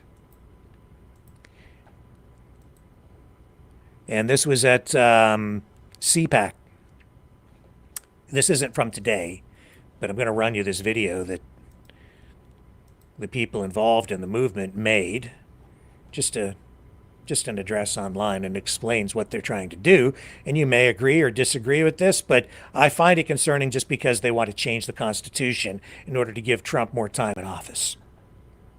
And this is something the people have been saying was going to happen with Trump, and I was like, no, he's not going to do that. He won't go that far. He'll get his other... No, I can't. That's not going to happen. Oh, yeah, here they go. I am Shane Trejo. I am the campaign lead for the Third Term Project. So our stated goal is to ensure that President Trump can get the third term that we believe the public demands that he receive. Representative Andy Ogles of Tennessee has introduced a constitutional amendment that would amend the Constitution to allow President Trump to get a third term. Mark Avagno, a legal expert, will be explaining kind of the basis of how that works after I give my brief statement today. But we believe that the public needs a third term from President Trump. What he's doing already at warp speed with Doge and with making the government more efficient, going to battle with the bureaucracy, the permanent bureaucracy in Washington, D.C. That has lorded over us and strangled the economy for so long. This has been such a scourge for the American people. Trump is going to battle with them, and he's making incredible strides. But the forces of evil that he's going to war against are not going to go away. They might be dormant for a while, but they're going to be waiting to get right back in there as soon as President Trump is out of office. So we believe that with a third term, he'll be able to remake the government. He'll be able to take a wrecking ball to the bureaucracy, to the different, to the networks that operate behind the bureaucracy, and for generations to come, it will make the necessary change.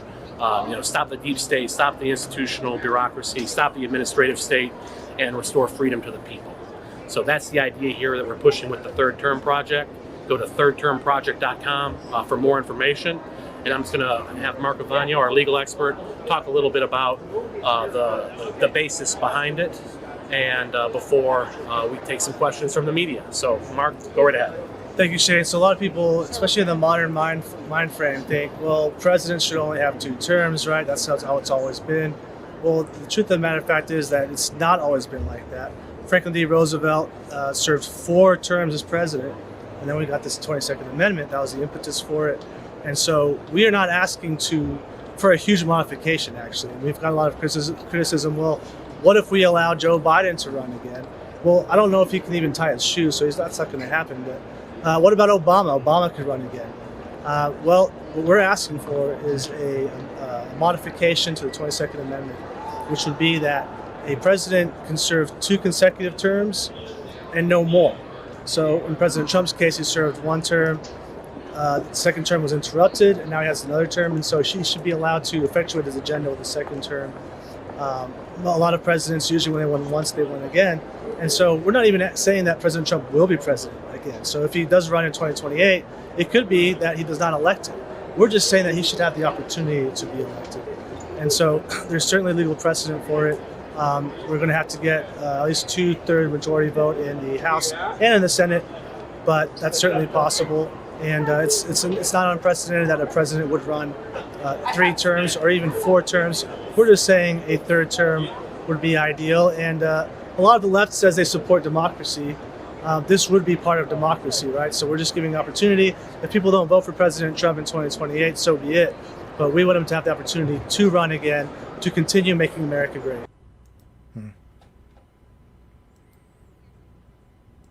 Because what I've been seeing is, and hearing, is a lot of people who feel threatened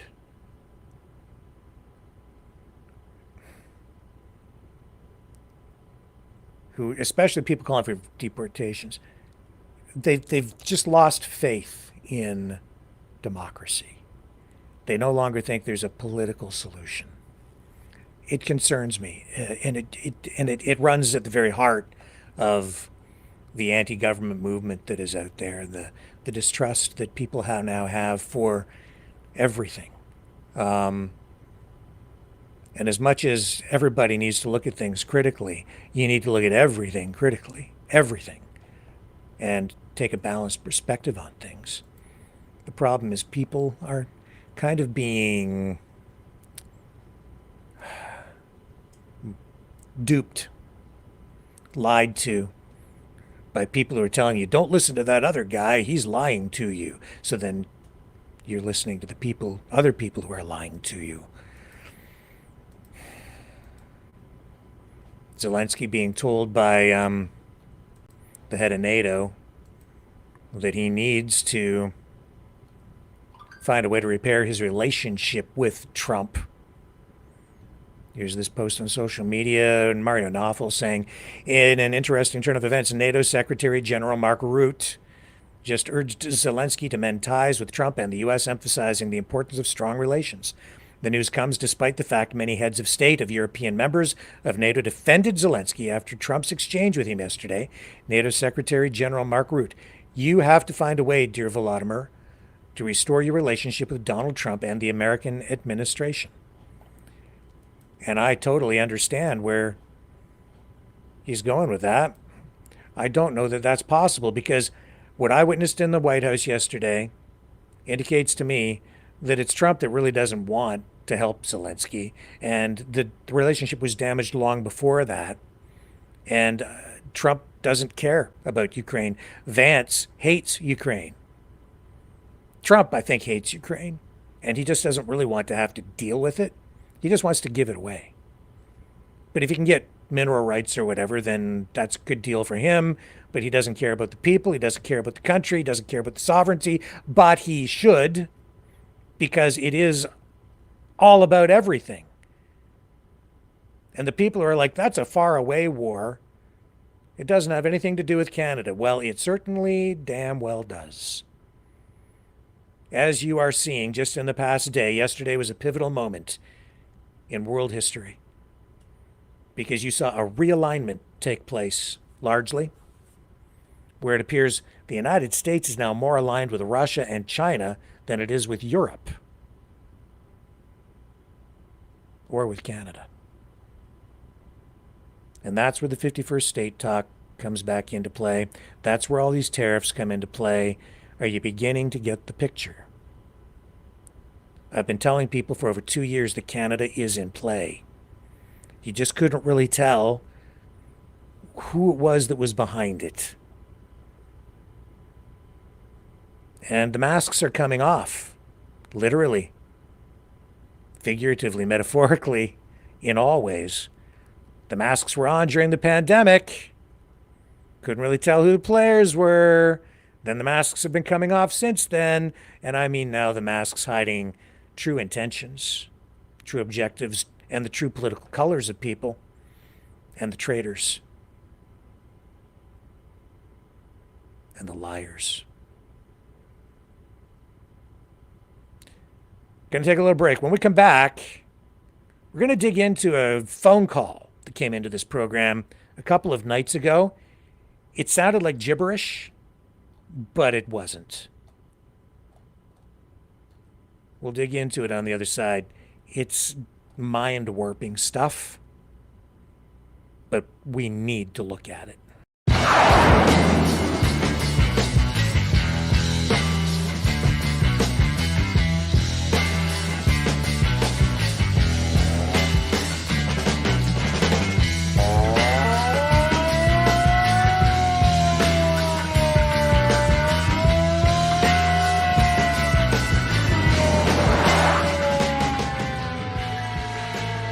Maverick News.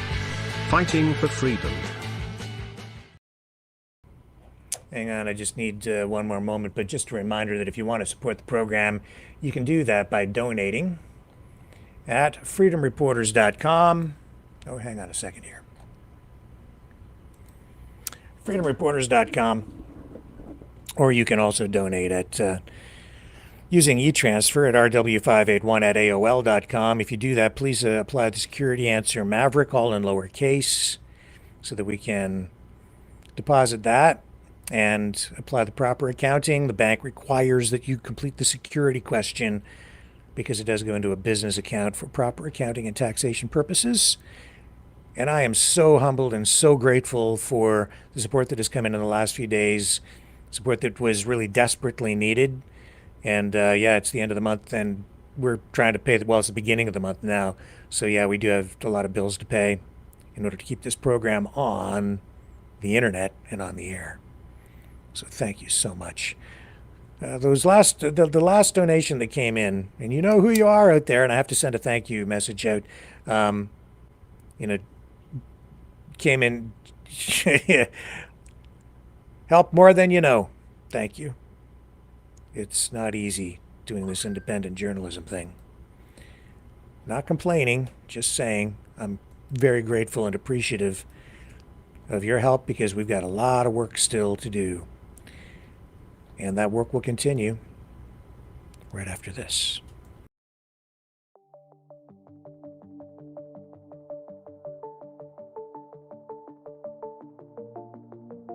Greetings, brave Mavericks. Our quest for truth continues. We go beyond fake news. Together we expose propaganda. Together we pull others out of rabbit holes. We are maverick thinkers. We are all unique individuals. Defenders of individual rights and freedoms. Credible. Trusted. Grounded in reality. Maverick News. Maverick News. Defending free speech. Free speech. Donate at freedomreporters.com. Do it now. Tomorrow may be too late. Maverick News. The world is watching.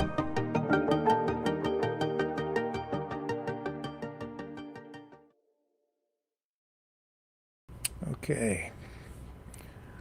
I'm back, and so are you. And if you are here, you're probably someone who questions the narrative, right? Digs for the truth and doesn't just swallow what the mainstream media feeds you. So that's why you're my kind of people. You're Mavericks. But tonight I've got something serious to unpack, something that hit us right here on the show, and it's got me worried about what's really going on out there. Canada's just a corporation.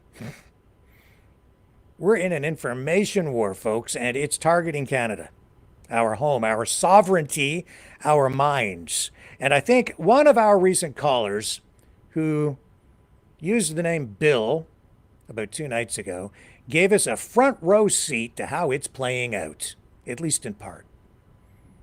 Let's talk about Bill, shall we? He called into our live stream the other night. You heard, and I transcribed this thing so I could really study it.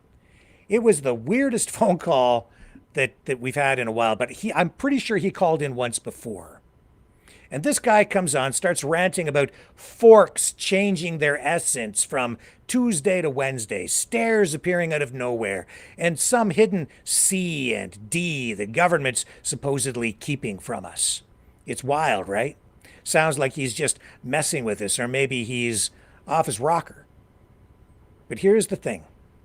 I don't think it's random. I think Bill was deliberate. It's not the first time he's called here. The last time he strung together a bunch of economic buzzwords on a night when I was talking economics. And what he was presenting was total gibberish. He was using real economic terms, but they were being strung together in ways that didn't make any sense because they just didn't make any sense. And when I pushed back, he told me I needed to learn economics before opening my mouth. Pretty disrespectfully, I must say. Me? Well, I studied economics at the University of Western Ontario.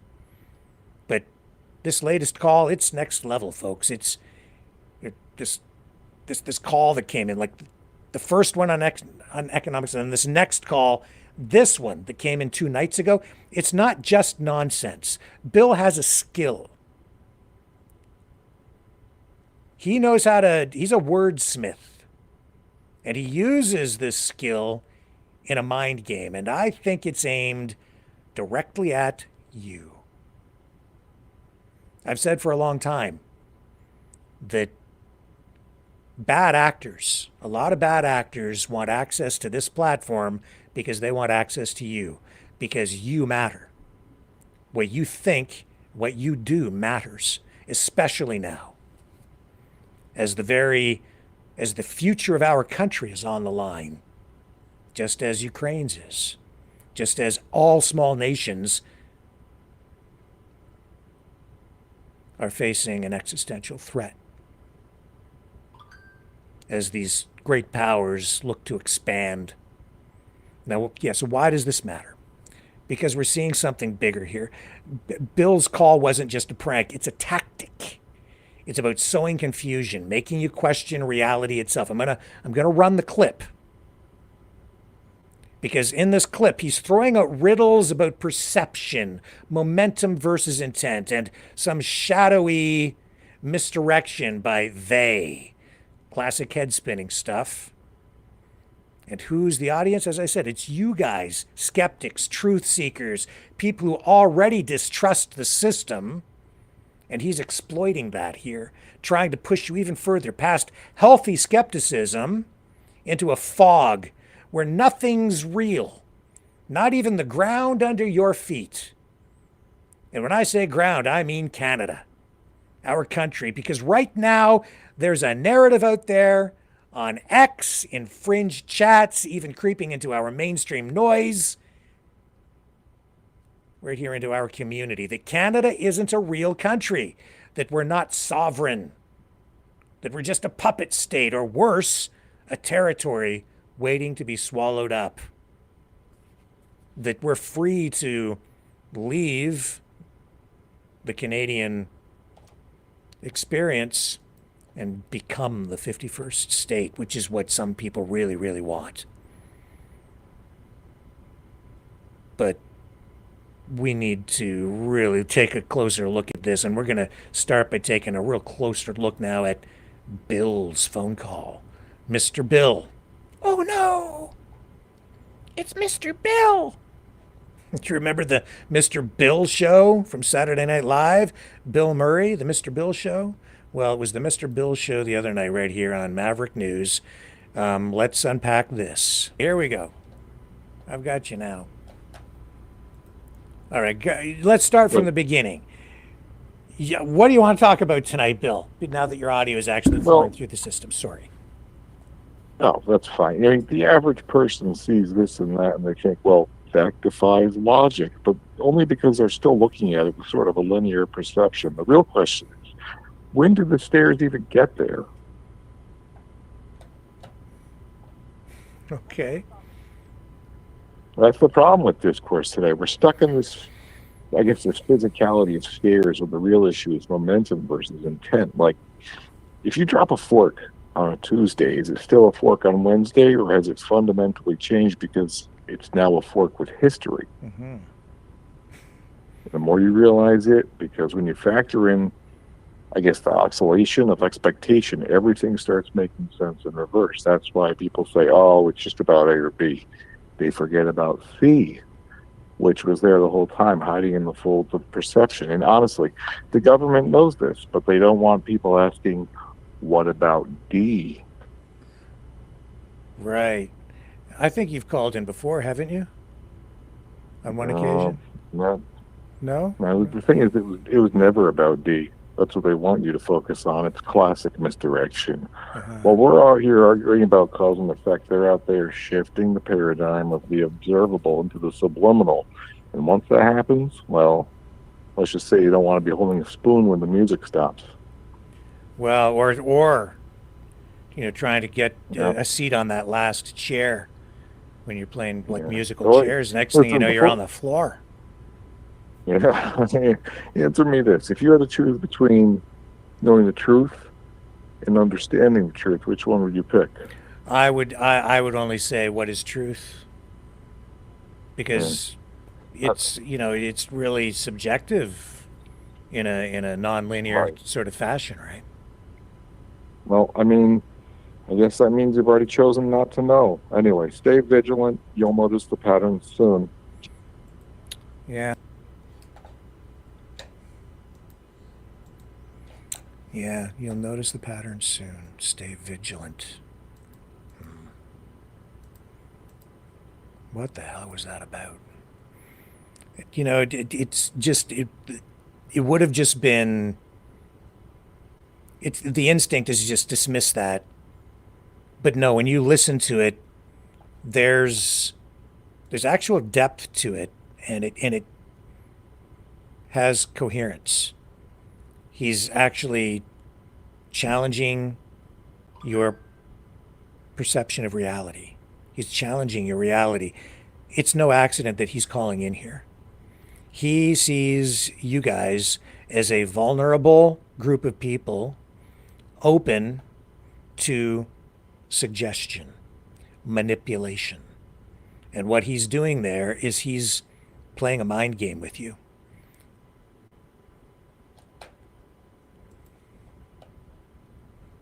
Yeah, he's fanning these flames. He's fanning those flames of doubt, distrust. You already don't trust government. You don't trust the institutions. And Trump's out there, straight up threatening to annex Canada, saying we'd be better off as the 51st state. And what did I run the night before? I ran the whole expose on the good general from the United States and his merry band of sovereign citizen, anti-government activists who masquerade as freedom fighters, who went to Ottawa and continue to try to go to Ottawa to overthrow the government, or at the very least create chaos in the system. And really their ultimate goal is to undermine trust, confidence in government, and make people believe that Canada is not a real place. They are the traitors. Not just traitors to the country, but they betray you. Bill's not joking around. He's talking about things that just skew your sense of reality. General Vallely said to me that the key to everything is to convince Canadians that their country isn't a real thing. That's what he said to me the night that I interviewed him. And his objective, of course, is to replace the government up here, which is entirely inappropriate. He has no business sticking his nose in up here, but there it is, a U.S. general directing, advising, being involved directly with freedom groups.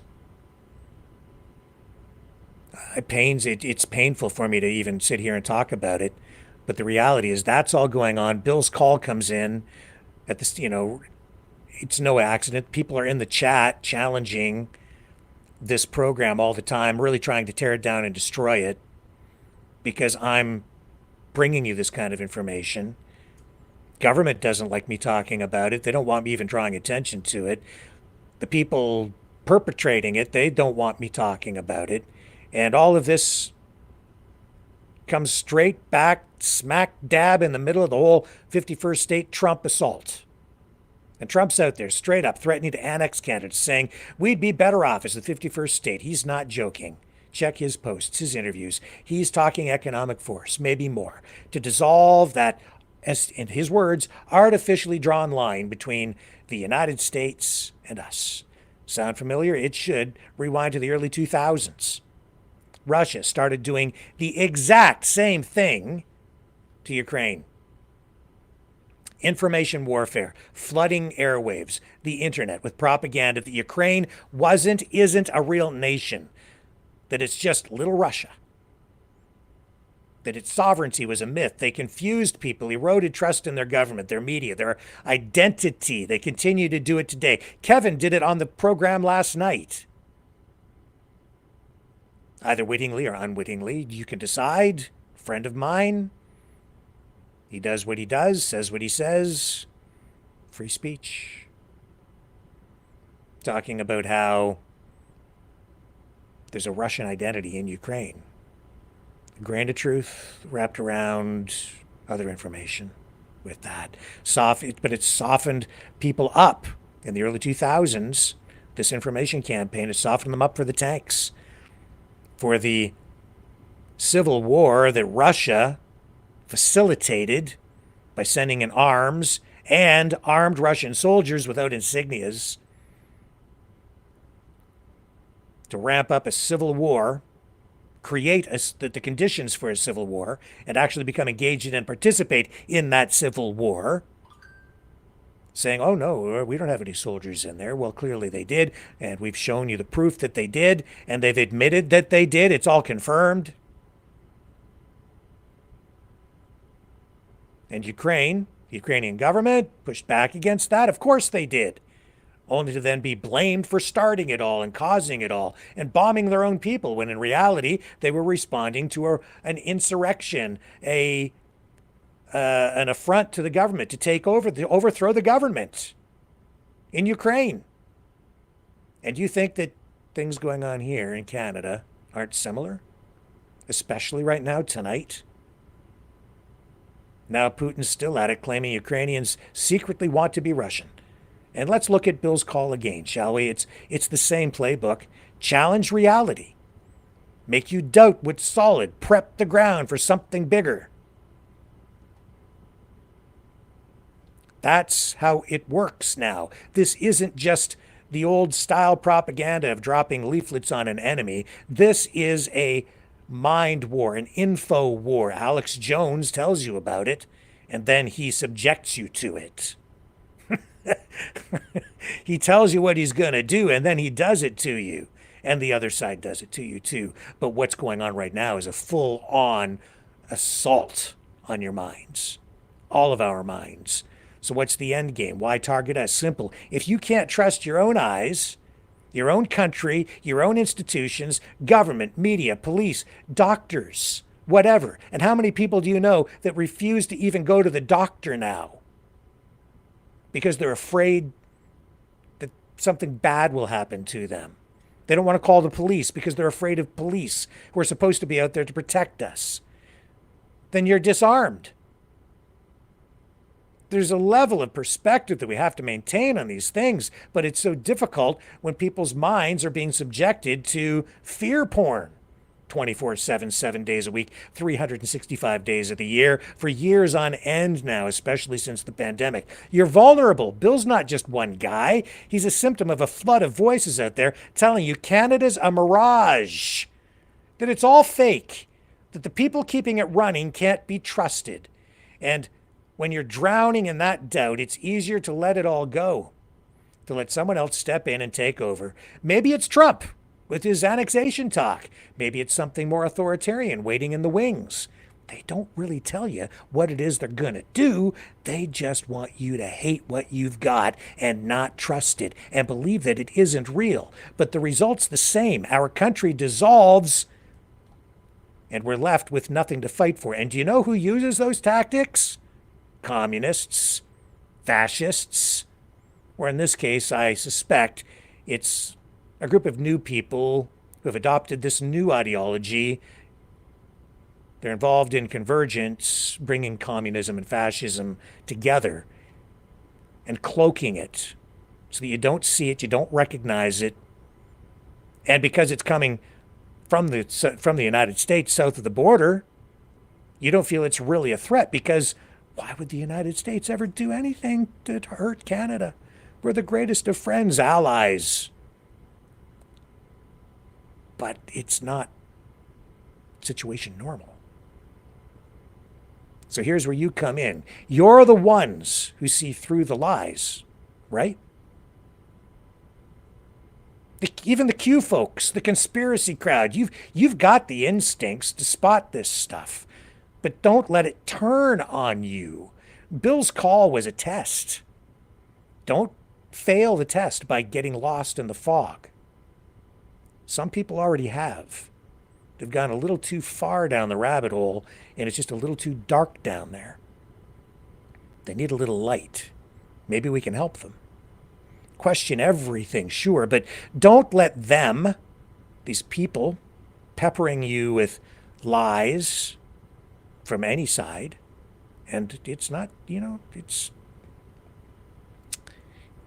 people who are telling you that don't listen to them because everything they tell you is a lie. As soon as they say something like that, you really got to question that person. Question everything. Don't let them weaponize that against you. Canada's real. It's worth defending.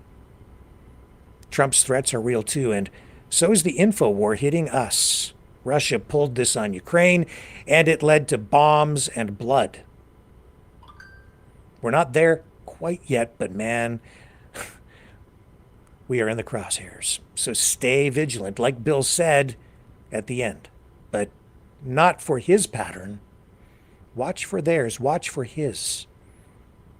It comes in a variety of forms from different people, some of whom I think we have learned to trust, maybe even as alternative sources of information, and lend a lot of credibility to them.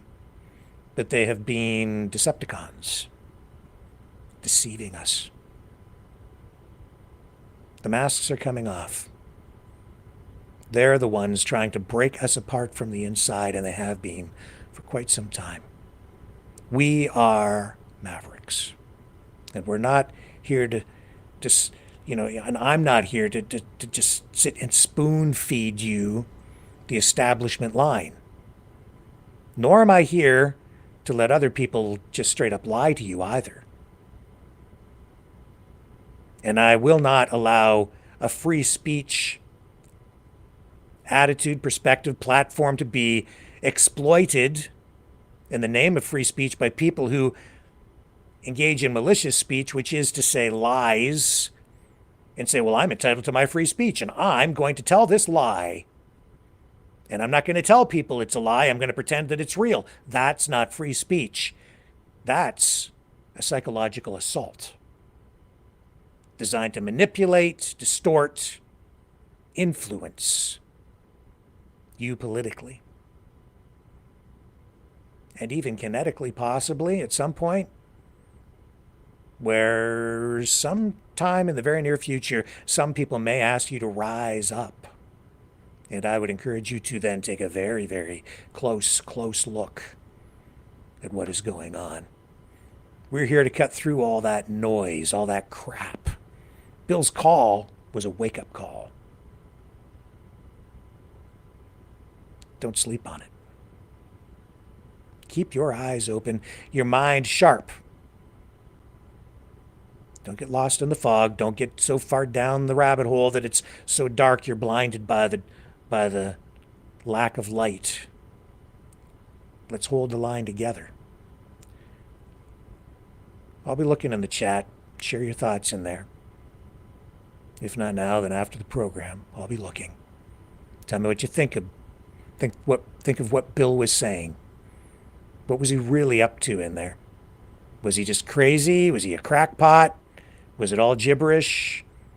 I would say as complex as everything that he was saying sounded, and while it was rooted in some philosophy and asked some very metaphysical questions, at the end of the day, his objective was quite simple.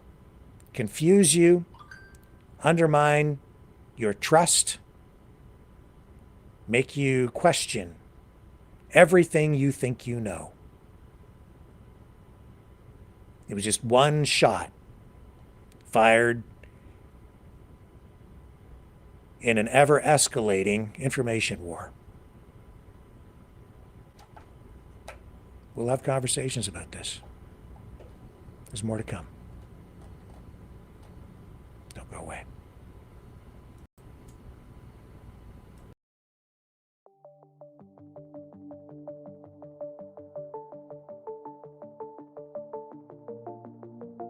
Greetings, brave Mavericks. Our quest for truth continues. We go beyond fake news. Together we expose propaganda. Together we pull others out of rabbit holes. We are maverick thinkers. We are all unique individuals, defenders of individual rights and freedoms, credible, trusted, grounded in reality. Maverick News, Maverick News. Defending free speech, free speech. Donate at freedomreporters.com. Do it now. Tomorrow may be too late. Maverick News. The world is watching.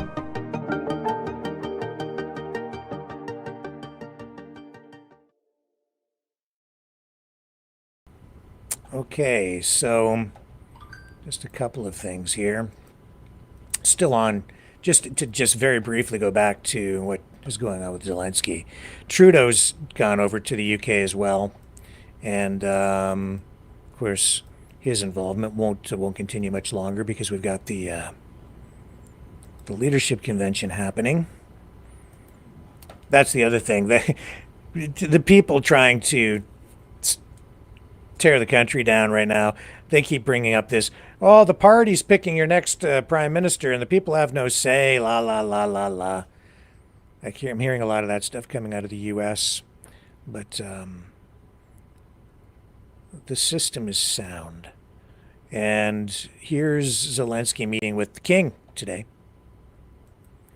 And I show you this image. It's important because it shows us that we're being presented here with options in Canada. Whether people realize it at this point or not, most people are not likely still paying close enough attention. All they're thinking about is the tariffs. But the reality is we're being presented with a couple of paths forward. One is to be absorbed by the United States, a country that I would say is being transformed into something different than what the United States has been through MAGA and Trump. You're not going to recognize this government by the end of the year. And the other path is to align more with Europe. And a third option, I guess, would be to, I don't know, align more with Asia, or I don't know. But because of our geographic position, we're in a pretty tough spot if this new vision of the world, this new world order, takes hold and it's carved up into hemispheres of dominance by the great powers, China, Russia, the United States. Yesterday was a pivotal moment. By rejecting Zelensky and kicking him out of the White House, it was a signal that we are on the path to this new world order, this new reality where small countries don't matter, that they're going to be absorbed by large countries. It's the end of liberal democracies, the beginning of the end. It's the fall of Western society. It's the U.S. equivalent of the fall of the Soviet Union, the destruction of the economy. It's a great reset, or the beginning of, if it plays out. The question is, how compromised is Donald Trump, or how involved or in the plan is he? The plan. There it is. Those two words, the plan. Now it's going mainstream because people are being presented with a new reality that's beginning to make sense. The dots are connecting. And that meeting between Zelensky and the king shows that, yes, Ukraine has the support of Europe. They want to be part of Europe, and that will be the struggle. Will they be allowed to exist as a country, as a nation state, with the support of other European countries? Or will they be absorbed into a greater landmass by Russia as they expand and realize their new imperialistic ambitions? And while we're told one side is a bunch of globalists, the irony in all of that is that it's the people on that side who are presenting us with the options of a preservation of liberal democratic principles, or a world with international rules that apply to all countries, but it's also the preservation of nation states and an adherence to rights for individuals, because that is what classical liberalism is all about. Individual rights and freedoms. And yet, strangely, people on the conservative side who hold those values dear are also in alignment with this anti-liberal stance and view of the world, which is to say that nation states eventually will be dissolved. It's an internal struggle because it's a populist movement. It's very dysfunctional, and I don't know if this will actually survive long enough to come to fruition. I'm probably confusing people now, because when I'm listening to myself, I think that I'm not simplifying it enough or being clear enough to have people understand where I'm going with it. So I'm going to kind of like break off from this part of my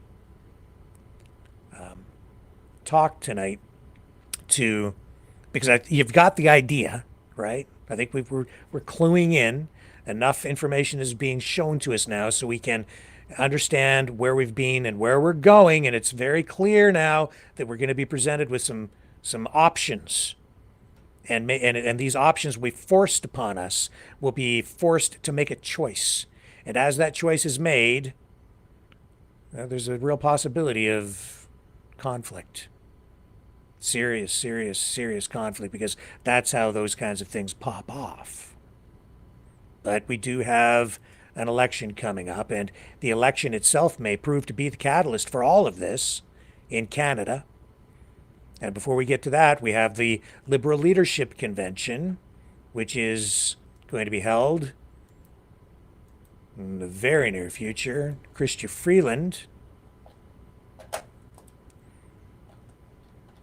was I think she's desperate because she's running out of time, and she's just a little bit behind her main opponent, Mark Carney.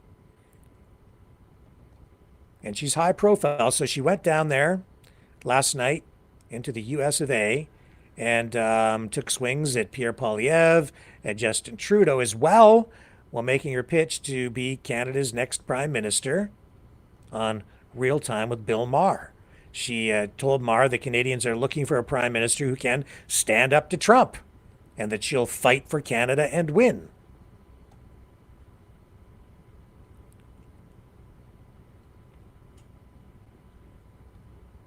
Yeah. Some things that Pierre Poilievre has been saying too make me scratch my head. You know, like after Canada won the Four Nations hockey tournament, he used a word in his social media post to congratulate the team and celebrate. I can't remember what the full post was, but the last word that he used was golden. Golden. And I thought, well, that is bizarre. Maybe not bizarre, maybe intentional. Golden, because it's the golden era of the United States, according to Trump, that is just coming in. And then he's selling gold cards that allow people to go into the United States as citizens for $5 million. Isn't that interesting? Everything's a deal with Trump. Selling gold cards for $5 million. Pierre Poilievre uses the word golden. And we've got this movement out there tonight that's really picking up steam,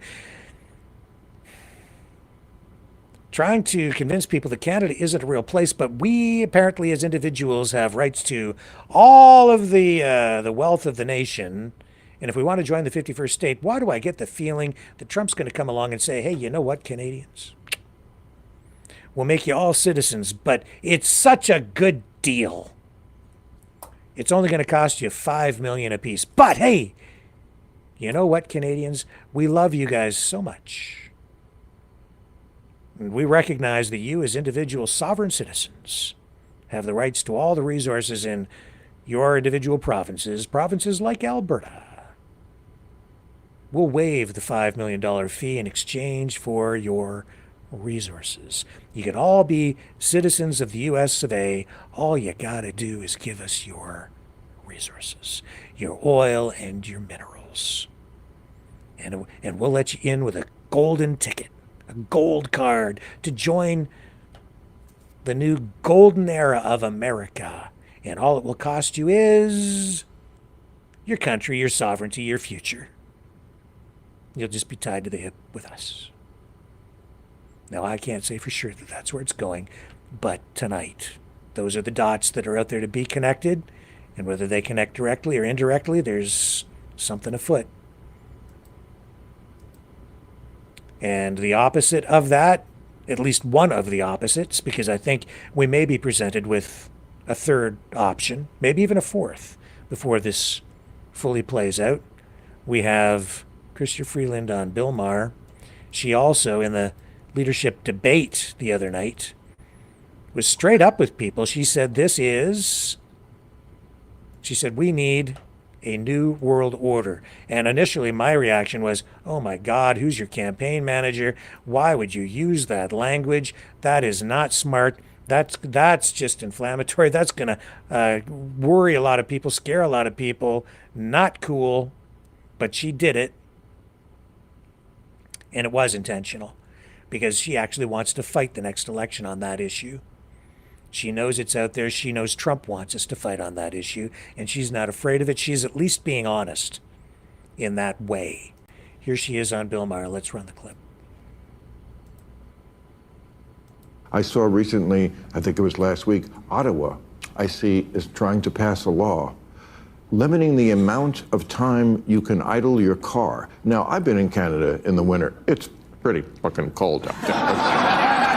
That's why we used to have snowbirds before we decided we didn't want to spend our money in the United States. But and I don't think this, I mean, the reasoning is it's going to put a dent in global warming. I don't think it is.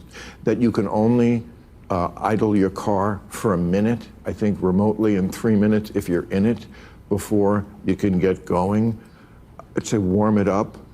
This just pisses people off. And it looks like, as in America, they still haven't gotten the memo that this shit don't work.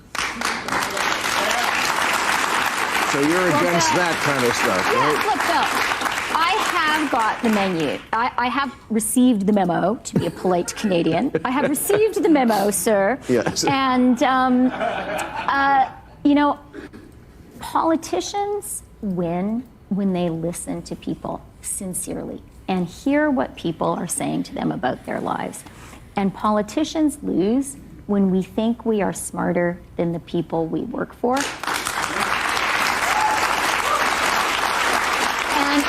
when we think our job is to lecture people. That's not how democracy works. People don't like bossy and they don't like snobs. Yeah, that's exactly right. I'm always trying to tell the left. Okay. Although... And she also has been talking about this 4-year-old girl. Ari, I think, was the girl's name. And so this is part of her campaign pitch. I'll run this one too. And here we go. Is saying repeatedly that he wants to use economic coercion to force us to become the 51st state. I mean, do you take it seriously or do you think it's just trolling? No, I take it seriously, and Canadians do too. I am in full campaign mode. And so a couple of weeks ago, I was in a small city called Saskatoon. And a little 4-year-old girl came up to me with her mother. Her name was Ari. And she said to me in the serious way a little 4-year-old can you stop Trump from invading Canada? So right now, we are a country where 4-year-old children are saying, how do we stop this guy from invading my country? Is saying repeated. So the thing here is that the people who want to destroy the whole country want to frame the fight around that.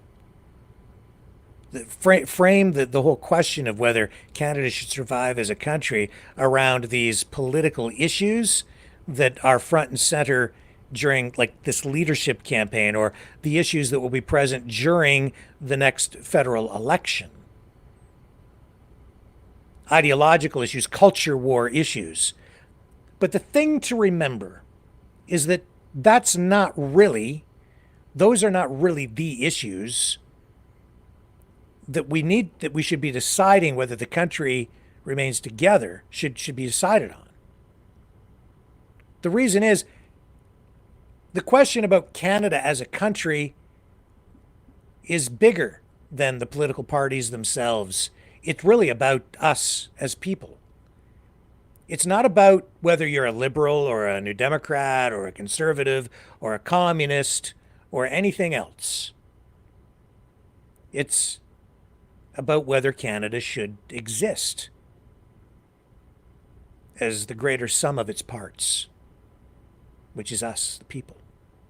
And are we distinct enough? Are we unique enough? Are we strong enough to survive as a nation state? I think we are. All of those things. But if we allow the people who want to tear us down to convince us that it isn't real, to convince us that we're not resilient enough to survive as a nation, to convince us that we're illegitimate, to convince us that our history doesn't matter, to convince us that our history is corrupt or immoral, or that our history itself is some sort of a lie, that we don't have sovereignty when we do, then we're in a lot of trouble. If we also allow them to litigate or campaign, run a campaign to dissolve the country based on the culture issues, the political issues like taxation, the level of taxation that we're currently at, which can change. If we allow them to fight just on those issues without looking at the greater sum of things, what is Canada really about? It's an idea, an ideal. It's about rights. That's the other thing. Like the psychological warfare is such that, when the government has made mistakes, locking us down, it undermines our trust and belief that the government is actually going to look out for us and protect our rights. And I totally get it. And that's why I was so furious when Justin Trudeau did what he did. That's why the protests were so persistent. That's why I've always said that he is the worst prime minister in Canadian history, because what he did was wrong, and it was a mistake, a huge mistake, because it was an assault on the people. But more than that, it was an assault on what Canada is. But we can't lose sight of the fact that Trudeau can go. Trudeau is going. And government can change. The Constitution can change. We can make changes to the Constitution to protect our rights in the future. It's not easy, but it can be, should be done. And that can be done through the political process. And people telling you that there is no political solution are lying to you. Because the truth is, everything is political, even the non-political solutions. And if it's a non-political solution, then that's violence. And the violence itself is a political solution. It's just politics through another means. Blood and bombs. Bombs and blood. And we don't want to get there. The truth of the matter is, we've already litigated all of these questions in the past. And we came up with answers. It's just that as time goes on and people forget their history, because generation upon generation, things fade, and they shouldn't, but they do, because we haven't been told what our history is. And worse than that, when people invoke historical revisionism, it confuses people. And worse than that, when they want to tear it all down by lying to you, lie, and confuse, then we're very vulnerable. And we're in that place right now because we came through some, the most prosperous time in human history anywhere in the world. And so we got complacent. And I've said for a long time, we took it for granted. That's why when the government did what they did to us during the pandemic, we let it happen. We were soft. We didn't realize what we had, and we let them pull it away out of fear. Our fear, collectively as a society, imposed on the government, demanding that the government do something, and when they did it, we got upset because the government did what the majority of people, in part of a democratic process in that way, actually demanded that they do. People were demanding the coercion, if you remember correctly. People are like saying, yes, please lock us all down. We're petrified. We're going to die. And so the government did. But if you also remember and think back, as much as I was incensed by this, and I was more upset with the people than I was with the government, to be quite frank with you. Because why? Because we had an election that Justin Trudeau called, and he let the people decide. And that election was fought on the issue of primarily, in my view, especially if you're looking at it through the lens of the PPC or the Conservative side, freedom. Some people were opposed to the mandates, the lockdowns, the coercive measures. But not everybody. The majority of the people at the time, because of the fear, were demanding the lockdowns. And the government responded. And then the election was held, and that was the wedge issue, and the people voted, and they voted for more of it at the time. Now, when it's passed, the danger is in their people's minds. It's gone. They're very judgmental, right? It's in hindsight is 2020, or sort of through lenses of fog.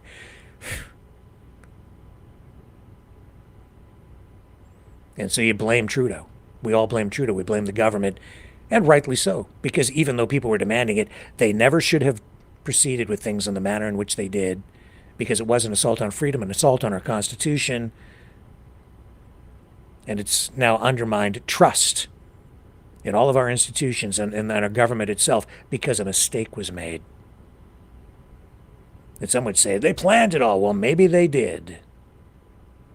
But the system is still the thing that we have to protect us. And our system here in Canada predates, because of our ties to the Commonwealth, to a time much earlier than the creation of the United States itself. Well, Canada's Constitution is only 150 years old. Confederation was only just over 150 years ago here in Canada. Our history, because of our linkages back to the UK, goes back much further than that. And the First Nations that are here within this landmass, if you want to call it, known as Canada, the First Nations have a history much deeper and much longer than even ours. Mine, the UK history here, the European settler history here. But that's what I mean when I say that we're presented with a couple of paths. 3 paths, really. Some sort of more independent version of Canada, or even versions of Canada, decoupled from the monarchy, but still independent,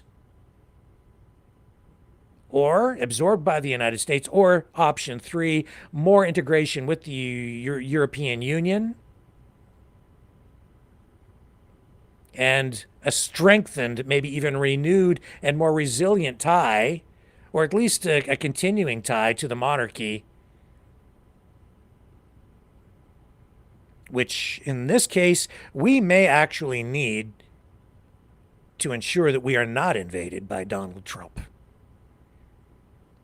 Because even today, if Donald Trump confronts Canada or tries to absorb us against our will in any fashion, as being part, because we are still part of the Commonwealth, that's an assault on the United Kingdom. That could pop off World War III too. So if you think for 1 minute that just being friendlier with Russia is the answer to preventing World War III, think again. The United States is the most powerful Godzilla on Earth, but there are other super monsters too. It's just that it's going to take time. I'm worried, really worried. I don't want war. I want peace. But in order to get there, in order to have a lasting peace, you need freedom. And you can't have freedom unless you have truth. And we have to cut through this information crap, cut through the information warfare. We need to make sure we are dealing in truth and not allow people to manipulate us, warp our sense of reality with lies so that we make bad choices that may cost us literally everything, our freedom.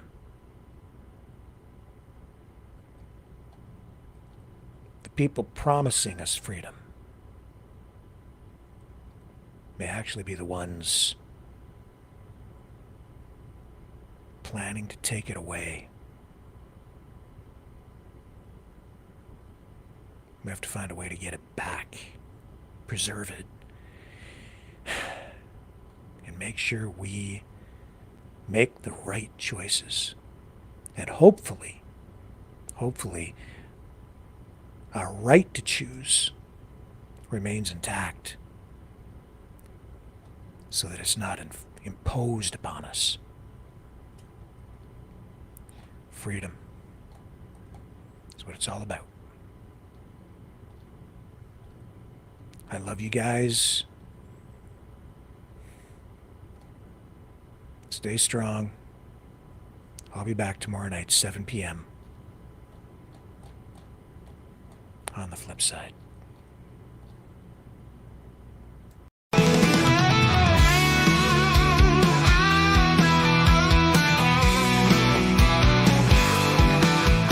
Well, I heard old Cosmo howling last night up on the hill where the moon shines so bright.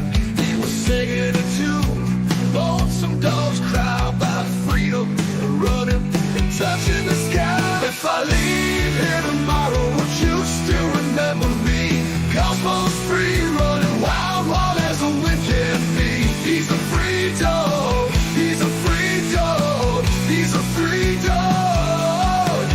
Cosmo's got them paws that just itch to roam. He's chasing his dreams, he's far from home. With a heart full of love and a spirit so free, he's living his life wild and carefree. If I leave here tomorrow, would you still remember me? Cosmo's free, running wild, wild as the wind can be. He's a free dog, he's a free dog, he's a free dog. He's got the stars in his eyes, the wind in his fur, a tail that wags like it's never heard of the blur. Cosmo's on a journey, he's got no chains, he's running through